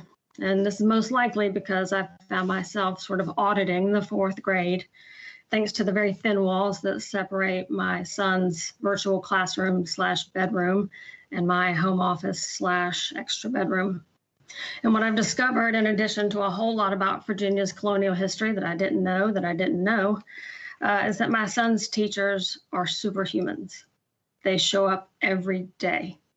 And they show up with what seems like an inexhaustible reserve of calm and can-do positivity. And they do this despite the ever-changing political, social, emotional, and academic pressures that we're putting on them. And around here in Arlington, there's no shortage of gratitude and reverence for school staff. Local groups are sending donuts to the schools and crafting heartwarming sidewalk chalk messages outside school buildings and even fundraising for classroom PPE. But the sincerest of thank yous, that comes in their paycheck. And to be sure, the commission is not advocating for raises or bonuses or any extra incentives. Rather, we're saying that we owe it to teachers to fund their basic salaries and compensation. And a recent New York Times article reported that pandemic teaching is not sustainable and that experts and teachers unions are warning of a looming burnout crisis among educators that could lead to a wave of retirements and undermine efforts to resume normal public schooling. We're concerned that Arlington is not prepared for this sort of staffing crisis, and especially when it comes to competing with our nearby jurisdictions to hire quality candidates. Because among 9 Washington area school divisions, Arlington pays the lowest starting salary to teachers with bachelor's and master's degrees. And over the past 4 years, APS has not provided cost of living allowance adjustments for school staff. And in the last 2 years, APS has not honored salary step increases. We know that this is a time of decreased revenues for the county and increases in need all across the community. And the county proposes $529.7 million for schools. The commission, however, urges the county to increase that revenue school share so that APS can fund salary step increases and cost of living allowance adjustments for our teachers and school staff. Quite simply, they deserve it. So we appreciate this opportunity and for your ongoing commitment to supporting the issues of women and girls in Arlington. Thanks. Thank you, Ms. Romano, for your comments. Having been a teacher, I certainly can only imagine the road that folks have walked this past year. So really appreciate it. And we will turn. I do not know. We may have one other commission. Is Ms. Ciotti on the call? Rosemary, are you there? I don't. No, she's not on the call, Mr. Chair. Okay, thank you. Thank you, Madam Clerk. And so now we'll turn to questions if we have them. It is a feat of listening to try and absorb all of the strong and important points that have been made by our commissions and also by our Department of Human Services. I will note that we can certainly submit questions in writing, which we've done quite a bit, and open to colleagues if you have any thoughts. I feel, if we have one thought, we may have 40 thoughts because there's so much to care about in what has been covered. But I think that we've done a lot to cover this afternoon. I will say that all of this important work that DHS does, and we haven't even touched on the monumental amount of work that the Department of Health has done to try and respond to COVID. So, and we know we have more to do, but I hope everyone watching, not just Anita, you and Deborah, but everyone knows that you are perhaps at the center of so much of the work that we care about. So, Ms. Garvey, go ahead. Thank you, Mr. Chair. And I won't ask any questions because it's late. And actually, this was I had a few that mostly got answered. So I just must say, I am blown away. I believe the CSB does not have a single financial request for us this year. And that's just, that kind of blows I'm still wrapping my head around that issue. So I think congratulations to Ms. Friedman and our manager and Ms. Warren. That's amazing because I think our CSB does great work. They've warned us about some of the stuff coming up. I appreciate the different cautions that they sent to us. And I think the only other kind of bouquet, which I think was just, they're so well deserved. One, that's 700 people to telehealth in 3 weeks. when everybody's always said it couldn't be done. Wow, that's just great. And then also, I really am so pleased to see the continuing work. I mean, DHS has always been great at monitoring and having metrics, and to then, take it the next step, which needs to happen by disaggregating the data and showing what's going on there is tremendous. And I'll just say, seeing as the Commission on Status of Women kind of got me back to my days on the school board, it does remind me a little bit of some of the better work that we did on the school board when I was there on looking at the achievement gap. And that involved disaggregating the data, finding out where problems were, and then really digging in student by student by student exactly what was the issue and why were the outcomes the way they were, which is what I see you doing. And I think that's what it's going to really take. And just want to say thank you. And I'm excited to see the results. And I have not yet been able to read the analysis that you've got there, but I will take a look at that and appreciate it. If you have any questions, I will send them. But thank you all. Thank you, Ms. Garvey. And we'll go to Ms. Crystal, but Ms. Warren, you appeared, and so certainly want to at least give you and Ms. Friedman a chance to speak because of all you do for our community. So, Ms. Warren. Well, I just wanted to have one point of clarification. What I did hear the CSB requesting is to put money in contingency for future day support and employment services, a CITA program. Thank you. Yeah, no, good point. Point well taken. I put that down, but it didn't feel the same as the usual request. I got it. Thank you. Yeah, thank you. Thanks. Great. So we'll go to Whoops. We'll go to Ms. Crystal. Go ahead. Thanks. I'm going to be really brief. I had one question about Head Start based on the budget. I'm going to follow up with that in writing. Even commendations. The scope of this is so broad, I wouldn't even know where to begin. I just wanted to say the equity analysis that you all did in behavioral health is so strong. I mean, so strong. That is exactly the model of what we want other departments to do.